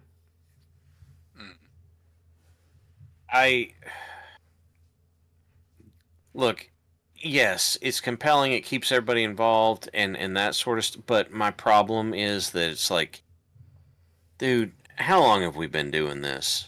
We have been doing this damn angle for how long? And I'm kind of like, are we still doing this? They got me. We're still doing this. They got me back this week, I'm gonna say. So, he did complain because their opponents backed out again, so he's mad about that. Yeah. So Eric Embry comes out and does a promo. So we get Eric Embry and TD Steele. So I think Embry, I'd have to look back at my notes. I think Embry got beat up the last week too. Because I think he was staying around and gloating, and they beat him by up the a little. Moondogs? Yeah, because I think he was. I don't remember that. Because they were beating up, I think. They're beating up his opponents, and he was kind of gloating, and I think they beat him up a little bit at the end of that episode. So the Moondogs run in, and they just beat the ever-loving piss out of Embry. Yeah. Yeah, actually, so the April 4th, 92, it was Embry versus Dirty White Boy stretcher match, and it was like Moondog shenanigans. Yeah, they just came in, they just started. Yeah. And I was just pointing because it was like I wanted to see that stretcher match, but yeah. So they beat him up pretty bad here. They beat up Embry. Yeah. Like specifically like that one was his own fault, so I could see how he would write that off a bit. But this week they specifically like targeted him because they even they beat up TD Steele, but they didn't give a shit about TD Steele that much. Like he got a couple shots. So then we get a recap of Moondogs, Lawler, Jarrett. So now this is when we get into the good stuff. So Embry is pissed off. He is fired up, and I actually love this because it's like I guess again, there's lots of wrestling tropes. Like I love when tropes sometimes get like subverted. And sometimes the subversion is just people acting like a normal human being would. Like Embry obviously is a heel and a scumbag heel, but he got targeted by these other heels, and he just cuts a fire promo. He's pissed off. He's pissed like fuck these guys. Like they want to like attack me. Like I want to get them. I loved it. I thought this was like, oh my god, fire from Embry. Like I love it. Yeah. It was a really good fiery promo.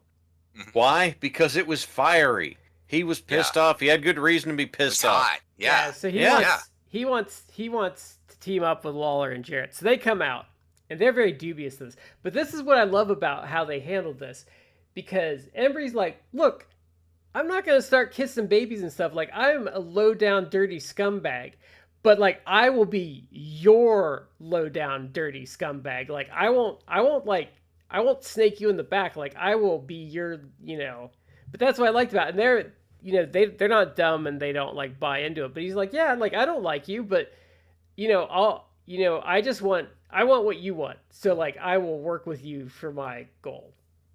Still like the enemy of my enemy is my friend. Yeah. But I love this because the angle was good, and they do more of the angle with the show a little bit further on. But the reason I love this also is because a lot of times what we see now, and people, again, the WWE has a lot of, not to hate on them, but I mean they've done a lot of things that are people's brains, and they've really pushed a lot of like the stupid babyface trope. It's like I love this. This was great because Embry gets attacked. He's fired up. he admits like, yeah, I'm a scumbag, but it's like I got this beef with these Moondogs. Moondogs, your enemies. Like, let me fight them with you. You always are fighting with them. Let me fight with you too. What do Jarrett and Lawler do? Are they stupid baby faces like, oh sure, go? No, they're like, both of them are like, I don't trust you. Like, what have you done to like put my faith in you? Like, you're a scumbag. Like, we haven't done anything to. Like, what, are we stupid? Like, They're smart. Yeah, they're Yeah. smart. They're like, screw you. Like, half the time, like, you're my enemy. I don't trust you. Like, just because these guys got beef with you, whatever. That's not my. Yeah, I don't like the Moondogs. I'll fight the Moondogs. Me and my partner fought the Moondogs. I don't need you. Like, how do we know you just? So they're like set kind of that up hesitant. to stab us in the back. Like, how do we even know Yeah. that was real? They were smart. They're like, no, I'm not just gonna because you have like an enemy now, a common enemy. I'm not gonna be your friend. Yeah. I loved it. What I because it was really was loved. simple. In this You just promo? act. Was it in this promo? I'm trying to remember. The fact, no, it was later on. It's later on. I'm jumping ahead a little bit, but the fact that they were like, no, we're gonna put a stipulation on this, so that if you screw us, you're catching consequence out of it. Yeah. And I was just like, that's excellent. That came, I think, a little bit further on. It did. Yeah, I jumped ahead a that's- little bit. That's how they eventually agreed to do it. But so then we get I jumped from here to here is what I did. so we get Christopher and Prichard versus the Southern title. This was actually pretty decent until the Moondogs run in. They get beat up. Yeah. So then we get Lawler and Jarrett versus the Invaders. Lawler's going for the mask. This is kind of like a typical squash match. I think this match is pretty entertaining, honestly. So the Moondogs run in, they're doing their thing, and Embry kind of runs in and makes the save, which I expected. It's predictable, but it's good. So then, do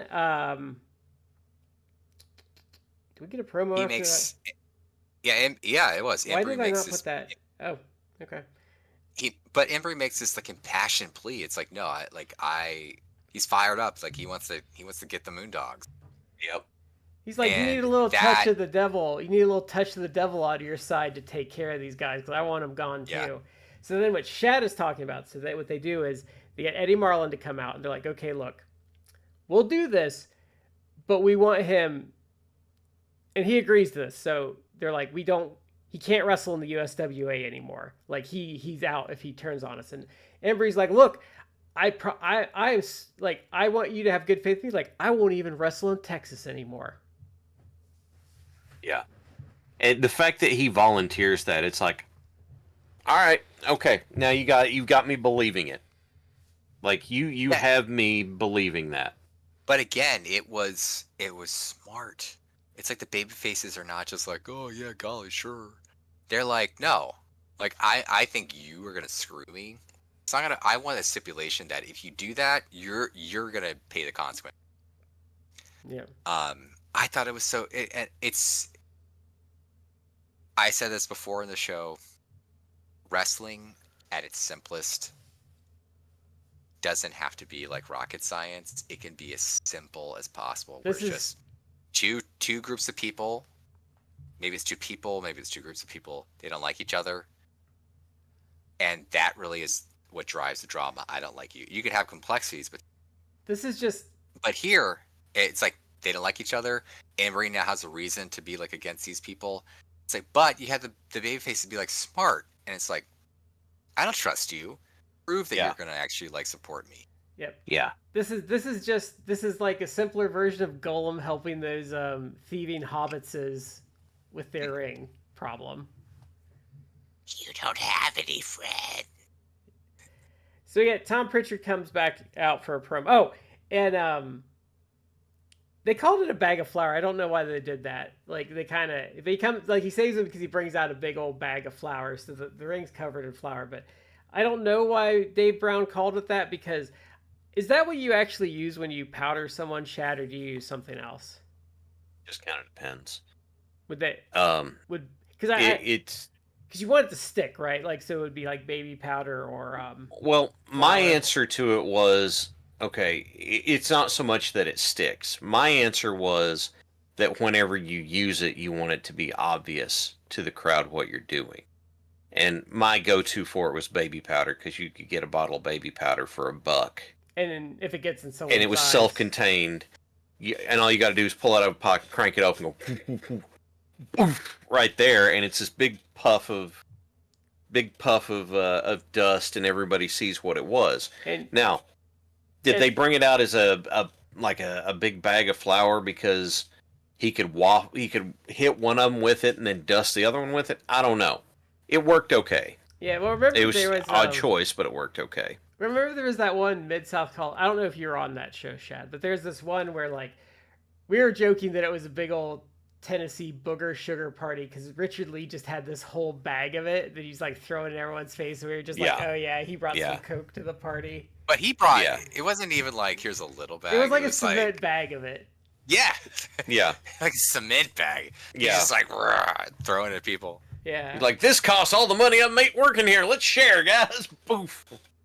No, but it looked like Embry had like a bag he just got off a Walmart shelf and like ripped open for this. Yeah. I mean, it's weird that that's what he showed up with, but it's not so much of using it as a weapon because, you know, a bag like that's 5 pounds, and you hit somebody over the head with something that's 5 pounds, and then you've got something to throw in somebody's eye. I get that, but it's like, why in the world did you have a bag of flour in the back of a wrestling show? Like, did you raid the concession stand where they were frying stuff, or that was a little weird, bit hard to get past? Yes. Yeah. Okay, so this next segment. So we've already had a great segment. This next segment's really good. So Tom Prichard comes out and does a promo, and then Christopher pretty much comes out and challenges him to a rematch right there. So we get this. So Tom Prichard gets kind of like a flash pin on Christopher and wins the title. And Christopher just I love this part. So Christopher just is the biggest baby about it. He's like, I want my title back. Wait, yeah, they restarted the match from earlier. Yeah. Yeah, and he is just such a whiny little shit. I want my time. I never signed a contract, Daddy Marlin. You know I didn't sign a contract. I want my title. I never said the title. I want my belt back. Yeah. I want my belt back. Yeah. So he whines. Oh, and he had the mustache to make him look even more douchey. And, like, dude, I loved him as a heel here. I've told both of you, like, I guess again, this proves he was effective. I have never there are very few people in the 30 plus years I've watched wrestling since I was a child. There are very few people that I'm like, I would the shit out of this little piece of shit. Like, he is so hateable. He's such a little douche. But you know like, what? he is effective. You know what? Because I'm like, shut up about your title. Like, you lost it. But you know what? Why he's so good though, is he threads the needle. He's annoying. You want to smack the shit out of him, but he's not so overbearing that you want to turn the TV off. Fair. Like, you want to pay to see him lose. Like, you want to see him get his comeuppance. Like, where some guys like do their shit and you're just like, oh, I don't want to watch this anymore because like he is whiny and annoying in a way that you want to see someone beat him up. As opposed to, here's a problem again. Problem with cool heels. Why do I want to see him lose? Yeah. But why do I want to see him win? Don't care. So he gets. So this other guy comes up. I don't even know who that was, but it's pretty much says like, well, he's right. Like, the title wasn't on the line. So he gets the title back, and then he attacks Tom Prichard and Eddie Marlin, which I just thought was funny because he had to be a little dickbag. I love him. I love the like. There's a lot of stuff. Eddie Marlin. Yeah, I know. Yeah. It's the sucker punch behind the back to Eddie Marlin. Because he's this was the one that caused Eddie Martin to bleed, right? No, that's next episode. Oh, the next one. Sorry, I got it confused. Yeah, but like, there's a lot of stuff I've loved from '92 USWA, but I mean, Eric Embry, a lot of the Moondog stuff, like a lot of the stuff, just a lot of the stuff. But Brian Christopher is just such a great heel. Like, yeah, He's great at it. He understands. What do you need to do as a heel? You need to get people to hate you. Yeah, if you're like score his heel work out of a 10, I'd be like he's like a 9.5 at worst. Yeah, because he has people. He is good at getting people to hate his guts. And he doesn't have an ego about it. That's I think where he really excels. Is like he knows the assignment. Yeah. You're right. There's so many people who are heels and they don't want to show their ass at all. And it's like, no. If you're gonna be a heel, that means that you're not. One of the base premise is that you're not as good at wrestling as the face is. Yeah, like you're gonna be L.A. Park in that Dr. Wagner Jr. match where he just that one fall he just gets beaten like a redheaded stepchild. Like that's your job sometimes. Or like I hate to bring him up because when Hogan and Sting did the rematch on Nitro, and Sting like kind of did his like Hulk up, and then he hits the ropes and he just kind of falls and he headbutts Hogan in the crotch, and Hogan starts screaming and he starts curly shuffling in the ring. Like that's the kind of stuff you're supposed to do as a heel. I wish Hogan could have done it, the night before. I know. Or like when he sold for the old lady. Yeah. Look, there are some people who get to be such marks for themselves because like, oh, I'm over as a heel. It's like the thing is it's not hard to get people to hate you. It's just not.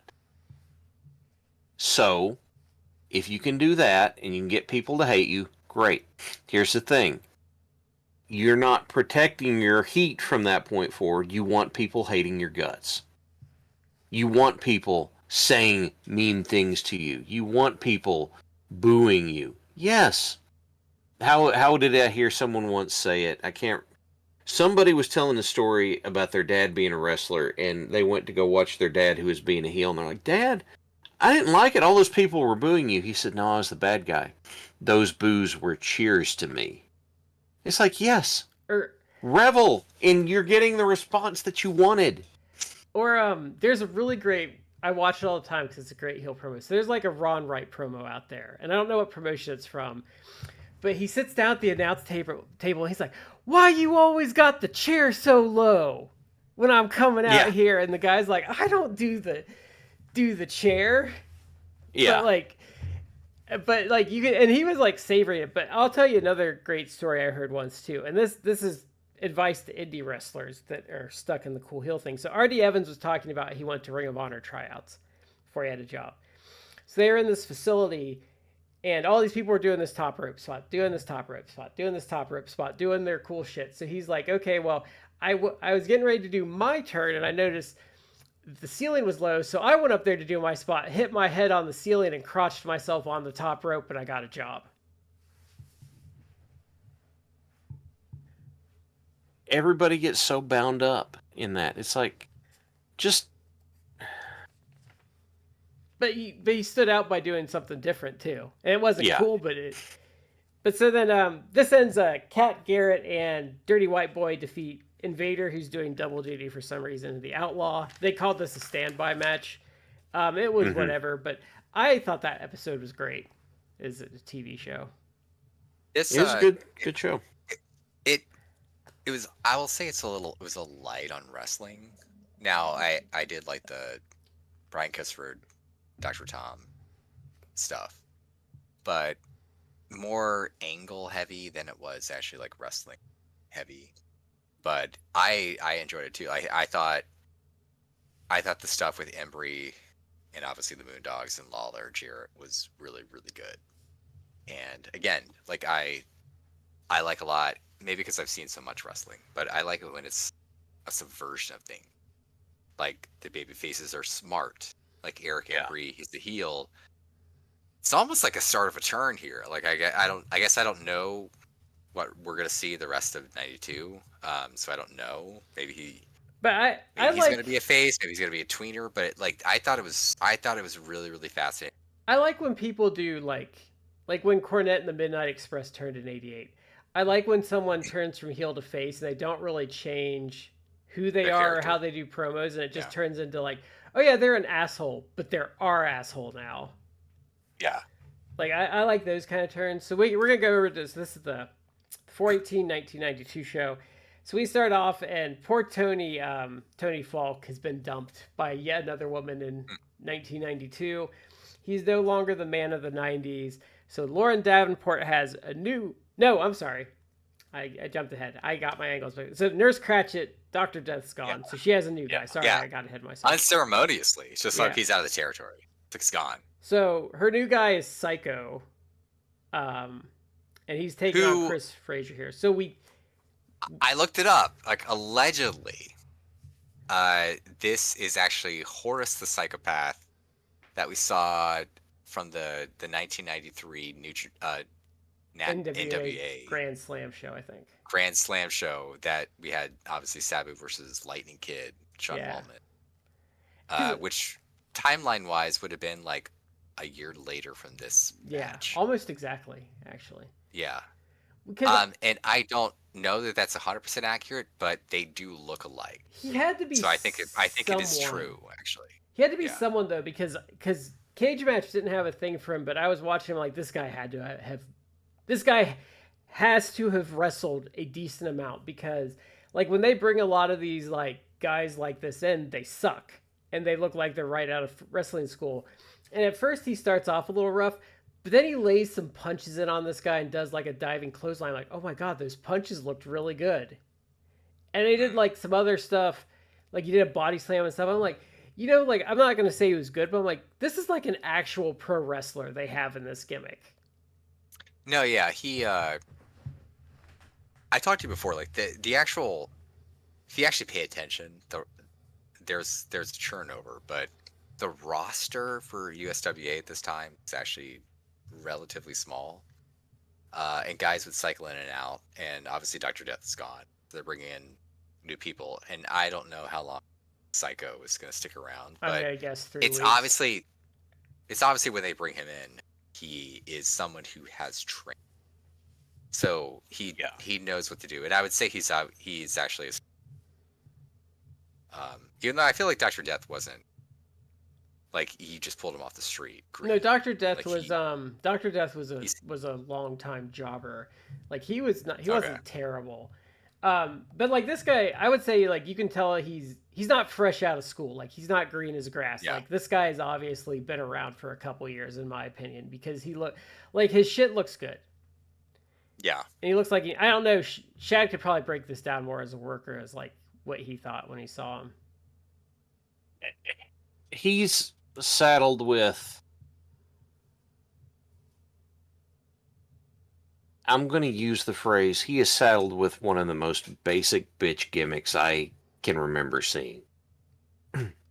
And so, what he does, he goes out there, and yeah, he does fine. He knows what he's doing. My problem with it is that, I don't know, man. It was just so... The presentation and his gear and his look and everything. I just saw that and I was just like... it was just bland to me. Like, there's nothing that makes it stand out. He's just a dude wearing a flannel shirt beating up on somebody else. And then he'd look at the camera and go... And I'm like, no, just this gimmick sucks. And I think he would have been better served if they would have just called him like trailer trash, or like the trailer park bully or something. I think they couldn't tie it into the Nurse Ratchet ripoff that way. I know.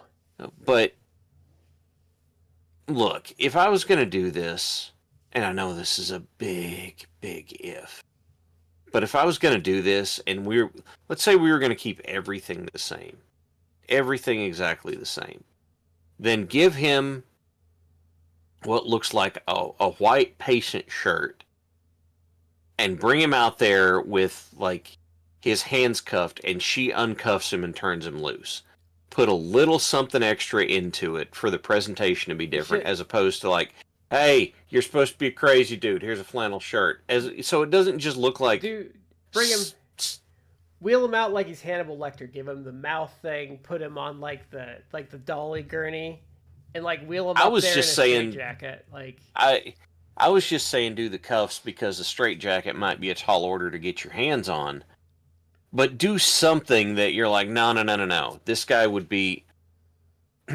is dangerous except for me because I have control of him. But instead, I don't think it'd be that hard though, because I mean, you're just like, hey, mental hospital, like, do you want some Jerry Lawler autographs for a straitjacket for a day? Like, I don't. But I mean, like, I agree with you. Like, I think the gimmick sucked. I was more talking about him like as a worker because like, yeah, he did fine. I've gotten used to like just when they try these guys out, they're really bad, and I was like, oh, you know, he seems like he's actually like he's probably been around a bit.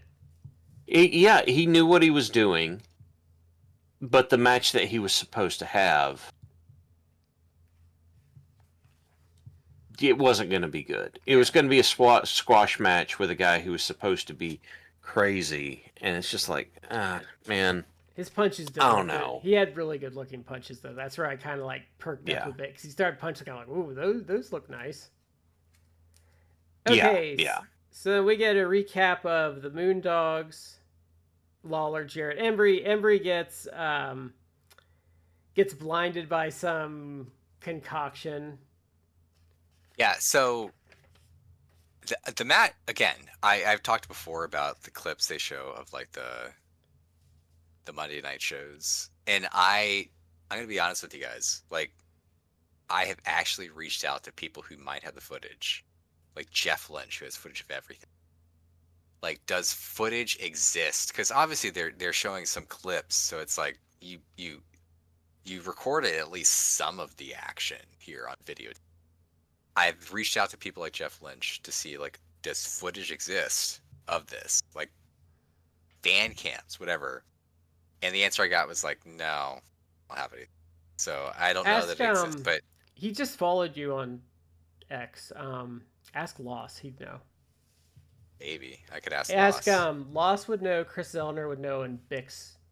If either of them would answer you on there, they might know. I would love to see some of this stuff because this, not that it's going to be like the best stuff ever, but like this like 6-man between Lawler, Jarrett, and Embry versus the Moondogs and Richard Lee just looks amazing. So I know a lot of the like 80s wild brawl. A lot of the 80s stuff is out there, but I don't know about the 90s. But like those would be the guys I would ask because I don't know how you can get in contact with Good Helmet anymore because like Good Helmet would be like, yes, and here's like a 200 disc compilation of all of it. Oh yeah, oh I would love it. But this match looked good. Like you had just wild brawl between everyone. Like Richard Lee, it's just like if you actually, because he's not like the focus, but if you just watch like from your periphery, like you see him outside and you see him just taking fucking shots and bumps and everything from Lawler or Jarrett or Embry. Like at one point I think Lawler like hit him with a chair or something, and he's just like taking bumps on the outside, and it's like it's happening in the corner for and that spurred a whole like discussion that I talked with you guys. It's like Richard Lee was just so good, and a guy who like his actual like in ring or his career was like maybe like a year or two. Yeah, but he was a guy who there are people in the industry, and Chad, you I know this better because you were in the industry. Like there are people who get it, who just get it. Yeah. And that doesn't mean that they're the best ever. Yeah. But they are people who they understand the industry and they just know what their role is and what they need to do. And Richard Lee was that guy. Like Richard Lee was a guy that if he was in a different era, like even now, like he would get massively over because he understood his assignment and getting his team over, and also like cutting a promo, taking bumps when he needed to. Like it was fantastic. But this match looked crazy, and towards the end, and I love this because again, I don't know where this is leading. I don't know if this is leading to Eric Embry turning face or whatever, but Because there the was a moment Moondogs- where he hit Jarrett by mistake with a trash can, but they seemed I to didn't, rebound. I didn't even in the chaos. I didn't even notice that, but it wasn't like he was turning. Like he was committed to attacking the Moondogs. So there's a point towards the end of the match of the clips you see where the Moondogs have Jarrett. He's like his arms pinned. Like one of the Moondogs has him like holding him, and the other Moondog runs away, comes back. He has a glove, like a white glove on, and he has like a little cup of liquid that's just smoking, which is like it's clear you put like dried ice. I think they were something, trying but- to intimate it with some kind of acid, if I had to guess. Like they said like some sort of hot liquid, which from the aftermaths, and I saw this, and when I saw this like clip, I was like, oh my god, shit that I read 30 years ago has now come crashing back to me. Because when I read the aftermaths, they were talking the aftermaths because you always would have like a section at the end, the aftermaths and like the later part of the issue about stuff that's happening on the indie scene, and they were talking about how like, oh, they ran this hot, interesting angle where Eric Embry was fighting the Moondogs and he got battery acid thrown in his face. So they never said it was battery acid, but you see the Moondog come out. He's got a glove on. He's got a little cup, and it's like smoking.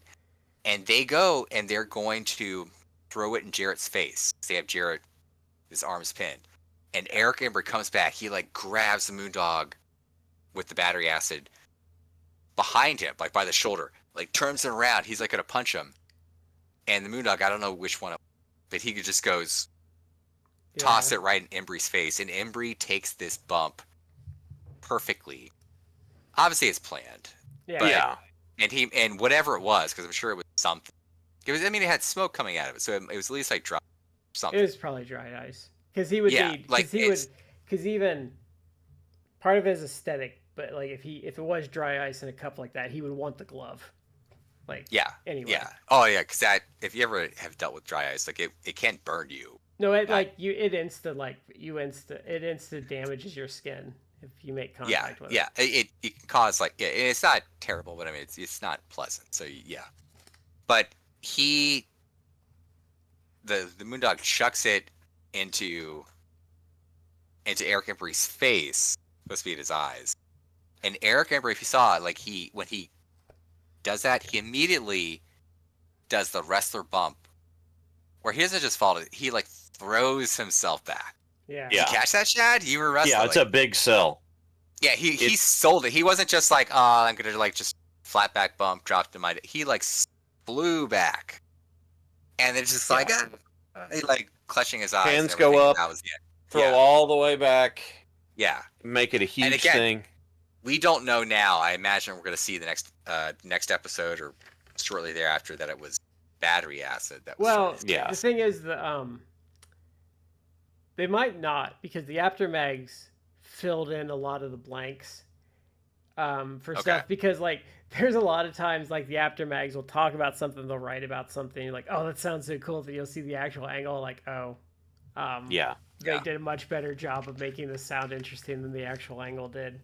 Oh yeah. But here again, something I read 30 plus years ago.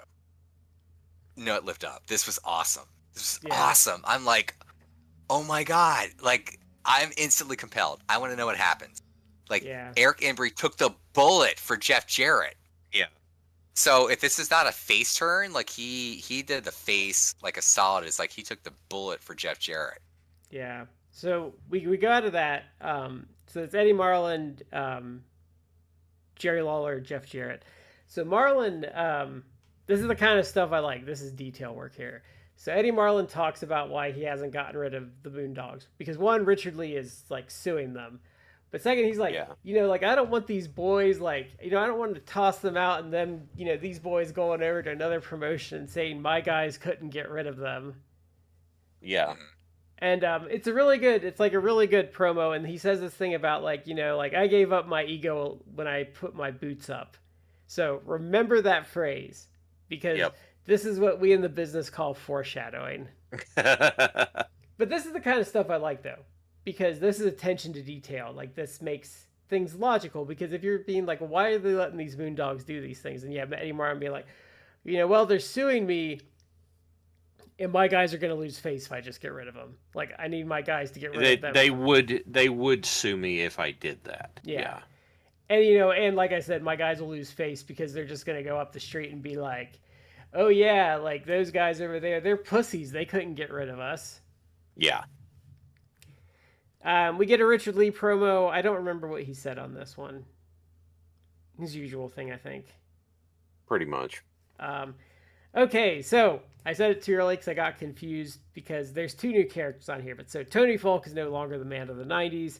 He beats Don Kelly, and then he bemoans his the loss of his love, Laura. Yeah. Laura Davenport. Yeah. So he also is that Miss Jennifer? No, Miss Jennifer was Embry's. He also had like a girl earlier in the year too. So he's having a tough 1992. Yeah, poor guy's having a. He is star-crossed, gentlemen. Yeah. So now,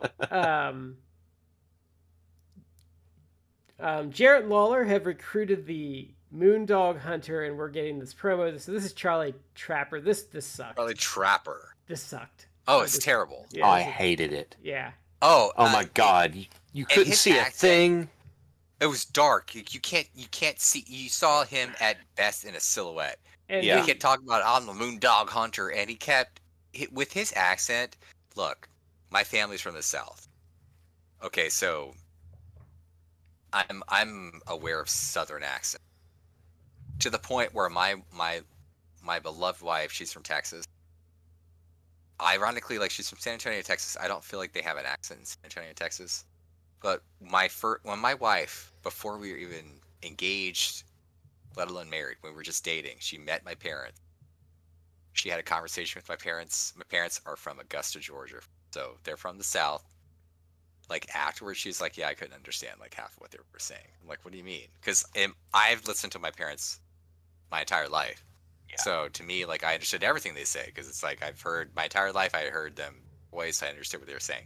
She's like, yeah, their accent, like I couldn't get it. I couldn't understand half of what they were saying. I had a similar. I had a similar incident with my family. So my grandmother came over here after World War II. So she's from England.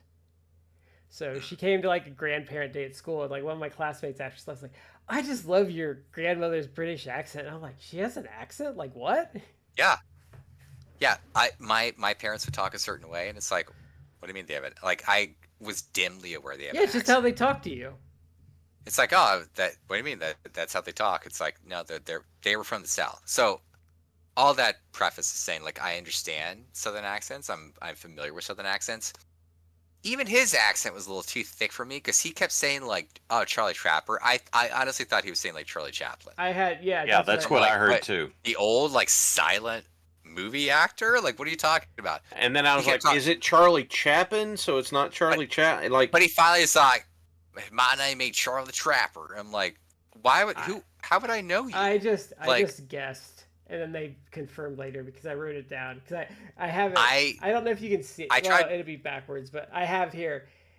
Is his name Charlie Trapper? Question mark in my notes. I tried to look him up. Like, there's not even like a visual. Like, if you do like Google image searches, like I can't even find a picture of him. No, he works. He works the Cage Match. I think he's gone. No, I looked him up. Like on Cage Match, Well, I know you said before, Brad, the Cage Match doesn't necessarily capture everything. Yeah, but someone has to record it for it to like. If I've actually looked at other stuff, looking at what's around in USWA at this time frame, and it looks to be like he comes in for like a month. So literally, like in a 4-week span, he's there. And generally speaking, people, like I said before, I saw some stuff talking about 92 USWA from like Lost, Phil Schneider, like some of those people. The Charlie Trapper's not well received. So people who've seen the footage are like, Dude, So I wasn't thrilled with any of this.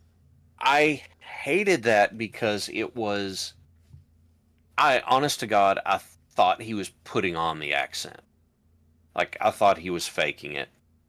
He didn't, like we said, you can't see a damn thing. Because it's in the dark and he's supposed to be standing next to a fire, but the fire's not built up enough for you to see him. And it just rambles and wanders all over the damn place. And then, here's the other part that kills me. You know, I've fought people, I whooped everybody all up and down the river. I never tried this wrestling thing before, but I reckon I'm going to give it a shot. I'm going to be the Moondog Hunter. I'm like, did you seriously just do that? Like, did you just say, well, I'm a tough guy going to get in this wrestling stuff in an era where it was like, no, that's not how it works at all. It's like, there was nothing about this I liked. Like, I recorded it. I don't know if I still have it or not, but my last gimmick doing my Bray Wyatt ripoff, I recorded something that was kind of low lit, but that was the point. It was supposed to be creepy and hard to see, as opposed to, like, I'm introducing this new guy. Here I am. I'm going to come fight the Moondogs. I'm a tough old SOB from the mountains, or the river, or wherever the hell I'm from. It's like, there's no atmosphere, there's no aura. It's like everything in this promo was done wrong. Yeah. God. And it doesn't get much better because Jeff Jarrett comes out and he fumbles his promo. Yeah, he kind of did. And then, so then we'll just skip the Jarrett thing because it was bad. He fumbled it. Because he's fine most weeks, but he had another one where he kind of stumbled. Remember when he was talking about, like, Rommel the Desert Fox? Yeah, it was like, maybe don't do that, Jeff. Yeah. So Lawler comes out, and we're going to get a cage match. So it's going to be them and Charlie Trapper against, I don't remember if I looked at the result. I think it's all three Moondogs. So it's going to be Spot, Spike, and Cujo is what the match is going to be. And I was actually kind of excited about that because I'm like, ooh, a cage match. So then Tom Prichard comes out. He's going to get the next Southern title match, blah, blah, blah. So that's his next program. So he's going to wrestle the Shadow. Brian Christopher runs in, starts beating him up, chains him up, and kind of beats him. With a big, rusty logging chain. That thing is rusty. I got tetanus watching this. Yeah. So then Eddie Marlin comes in to try and, like, calm things down. I think he, like, throws him, pushes him or something. So then Christopher attacks him with a chain around his fist, and Tom Prichard gets loose and chases him off. So this is where, okay, so this is where this gets really good. So then, pretty much, Eddie Marlin just goes. Is it after? Yeah. So Eddie Marlin just goes off. So he's bleeding from the head, and he goes into wrestler mode because you kind of get used to, like, Eddie Marlin being kind of low key. And he gets some intensity in this promo. And he just, like, you're just a punk. Like, that's all you are. You're like a punk. He's like, I said earlier that I put my ego away, and I don't think I quite did. So what we're going to do is I'm going to referee, like, you and Tom Prichard for the Southern title. But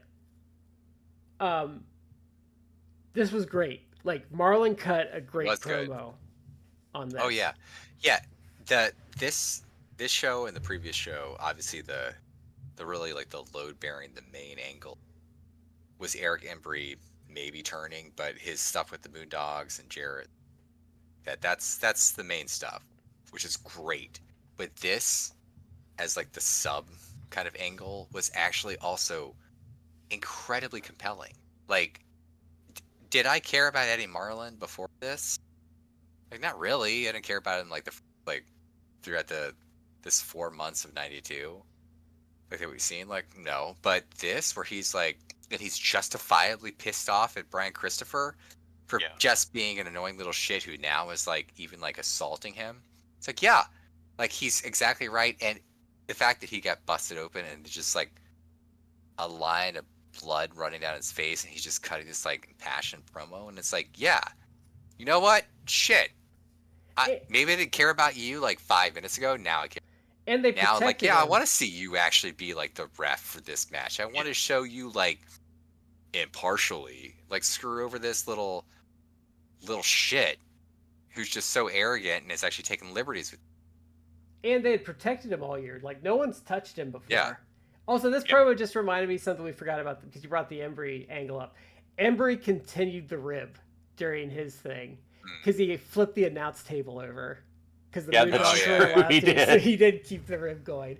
But it was great because he went into wrestler mode and like because you're used to him talking a certain way and he just like picked it up. I'm like, oh wow, like okay, like I think I'm on board with this.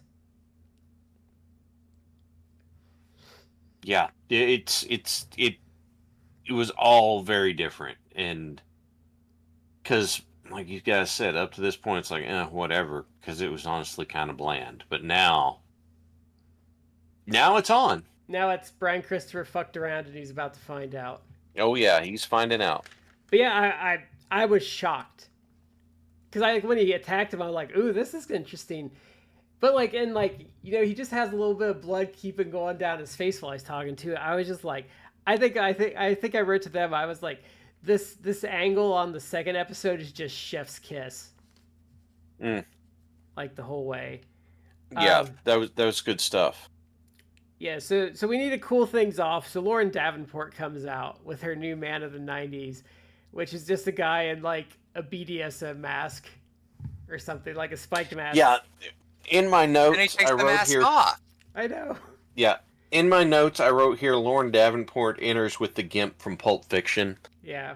Because that's what I Didn't Pulp Fiction come out in 92 or 94?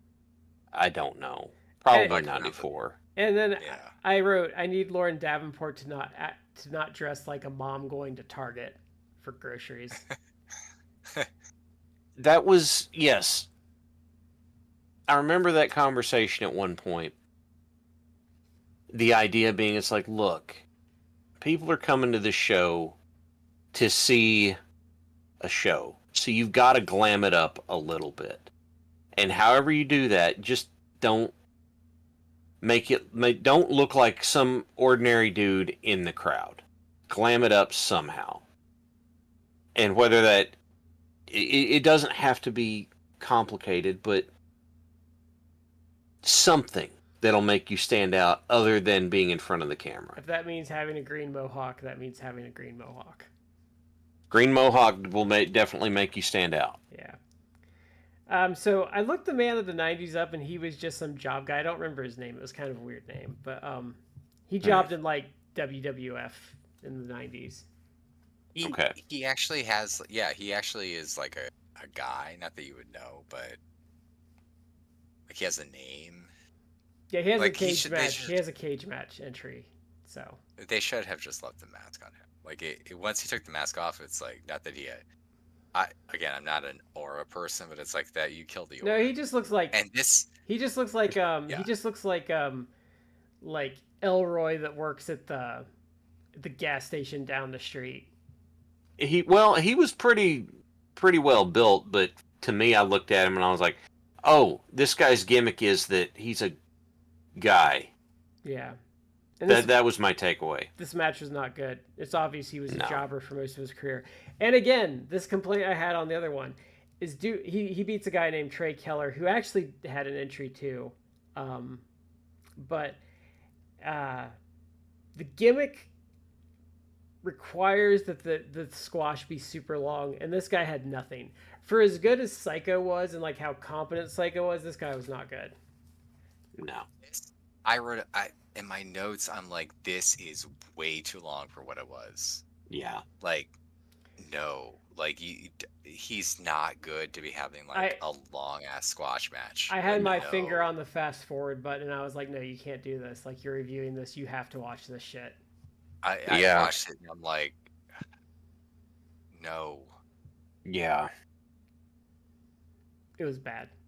And his gimmick name is the Man of the 90s. So we're going to move on because this part is better. So the Easter Bunny is here. Yeah. And he's going to wrestle Nurse Cratchit on the Monday show because they did mention he was staying an extra day to wrestle. Yeah. It's Easter bunnies. They could have sprung for a better bunny costume. Obviously, I would have had to look at a calendar, but I assumed this was like around Easter 1992. Yeah. Yeah, that would be kind of late for an Easter, but this year's Easter was super late. So, this is whatever. This is a thing to get you to bring your kids. Like, it's inoffensive, in my opinion. Yeah. It was just so weird to me. It's like, of all of the weird gimmicks to have on the show to be like funny and lighthearted, you went with the Easter Bunny. Okay. Whatever, I guess. Now, if you were a regular at the Nationals games, the Easter Bunny is a fixture of attacking the presidents during the presidential race. Have you ever seen the clip where... So what they do, Shad, and Matt probably knows because God, so they have these guys dressed up as kind of caricatures of... I don't remember which ones they are. I think Lincoln's one of them. Who do you remember who they are off the top of your head, Matt? I think it's Teddy Roosevelt... The presidents that do the presidential race in the Nationals games. I think it's Lincoln. Oh, it's Washington. It's Washington, Lincoln, Teddy, and I think Jefferson. Yeah. So it's the Mount Rushmore guys? I think occasionally they have like Taft show up. Yeah. So what happens, Chad, around Easter, and the really famous one is like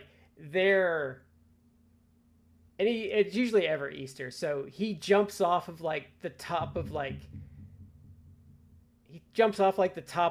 the railing, like where the benches start, and he just takes them out. So usually on Easter, like one will be winning, like the Easter Bunny will attack someone around Easter. It's kind of a tradition with those games. Yeah, I looked it up. It is Taft. I knew that. I guess looking up though, like I guess in 2015 and in 2016, so for only single seasons, in 2015 they had Calvin Coolidge. Who would know? And then in 2016, Herbert Hoover. That's hilarious. Is Taft really fat? Yeah. Yeah, but no, I mean, it's the four that I mentioned. Then occasionally. Is the Taft caricature really fat though? Like, is it like part of the joke that he never wins, or does he like always win? No, but they haven't done him in like a years. Like I remember, like they did him for a while, but they haven't done him in a year, so they've kind of like off on that. I think that's one of the best baseball stadium gimmicks is the president. It's called the presidential race, right? Yeah. And the funny thing is they always like they would do the races, and the gimmick that they had is that Teddy Roosevelt never won.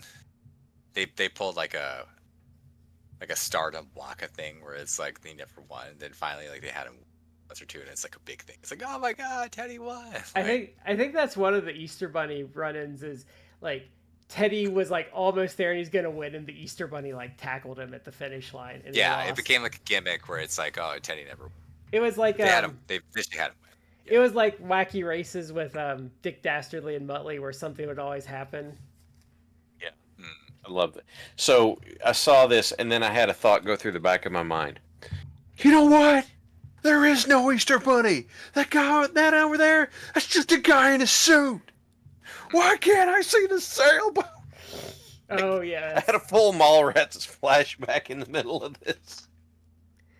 Okay, so then this is where you might have a problem. So the Moondogs actually got music this week, and they got a pop when they came out.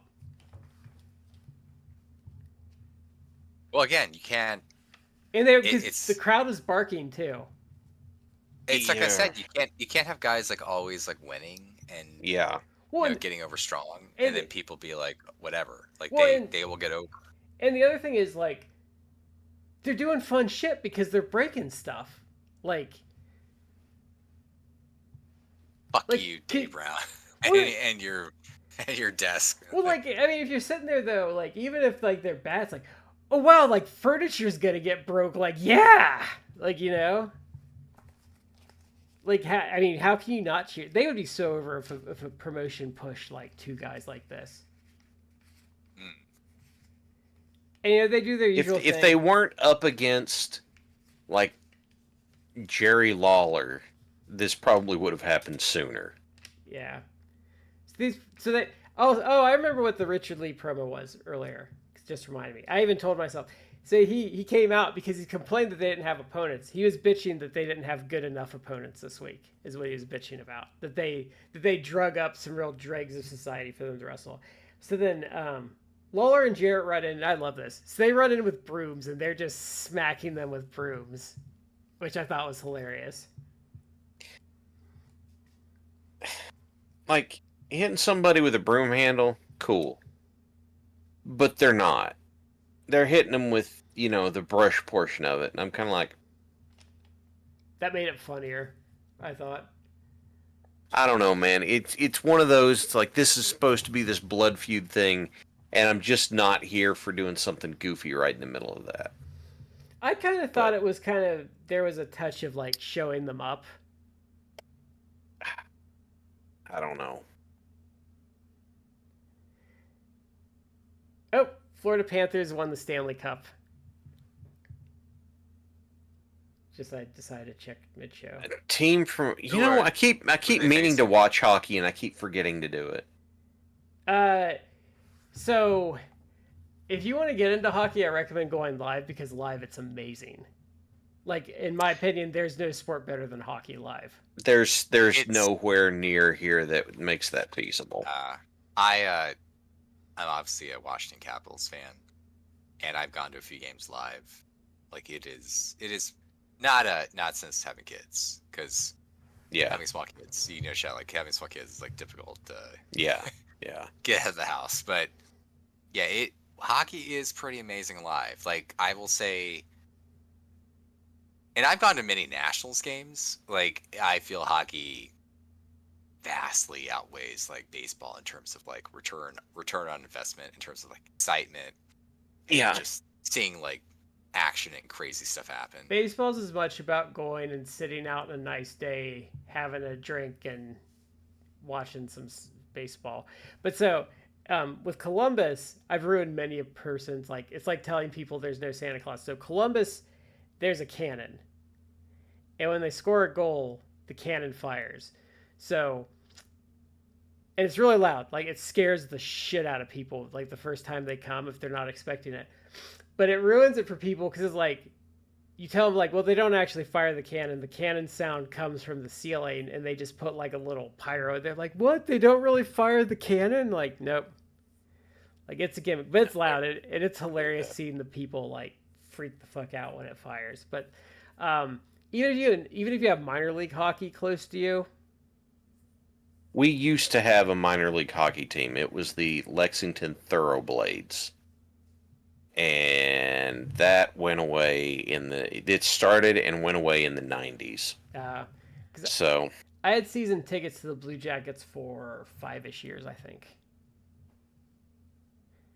Because I remember I went to a playoff game once, and it went to like double overtime, and I had to work the next day. I had to get up at 6 a.m. for work, and I didn't get home till like 2 a.m. from the game. Jeez, dude. But in my opinion, like, because I don't particularly care for football live either. Because the thing with hockey is hockey doesn't really stop much. Because, like, when they do their line shifts, they do that on the ice. Yeah, they kind of... The reason that I've been interested is I've enjoyed watching Shoresy, and then I was like, okay, this is interesting. Maybe I should try and actually watch real hockey some. And then I just keep forgetting to do it. And you can see more of what they do, like how the goalie moves, and like you can see their weird little, like, goalies are kind of fascinating if you watch them. You don't see it as much on TV, but if you watch one, like, they do, like, they're very, like, the game will stop, they'll do the same thing, like they'll tap their pads the same way, like they come out and they get their crease and they'll tear it up the same way every single time. Like, they're very weird people. Yeah, that is another Shoresy joke, is goalies are so weird.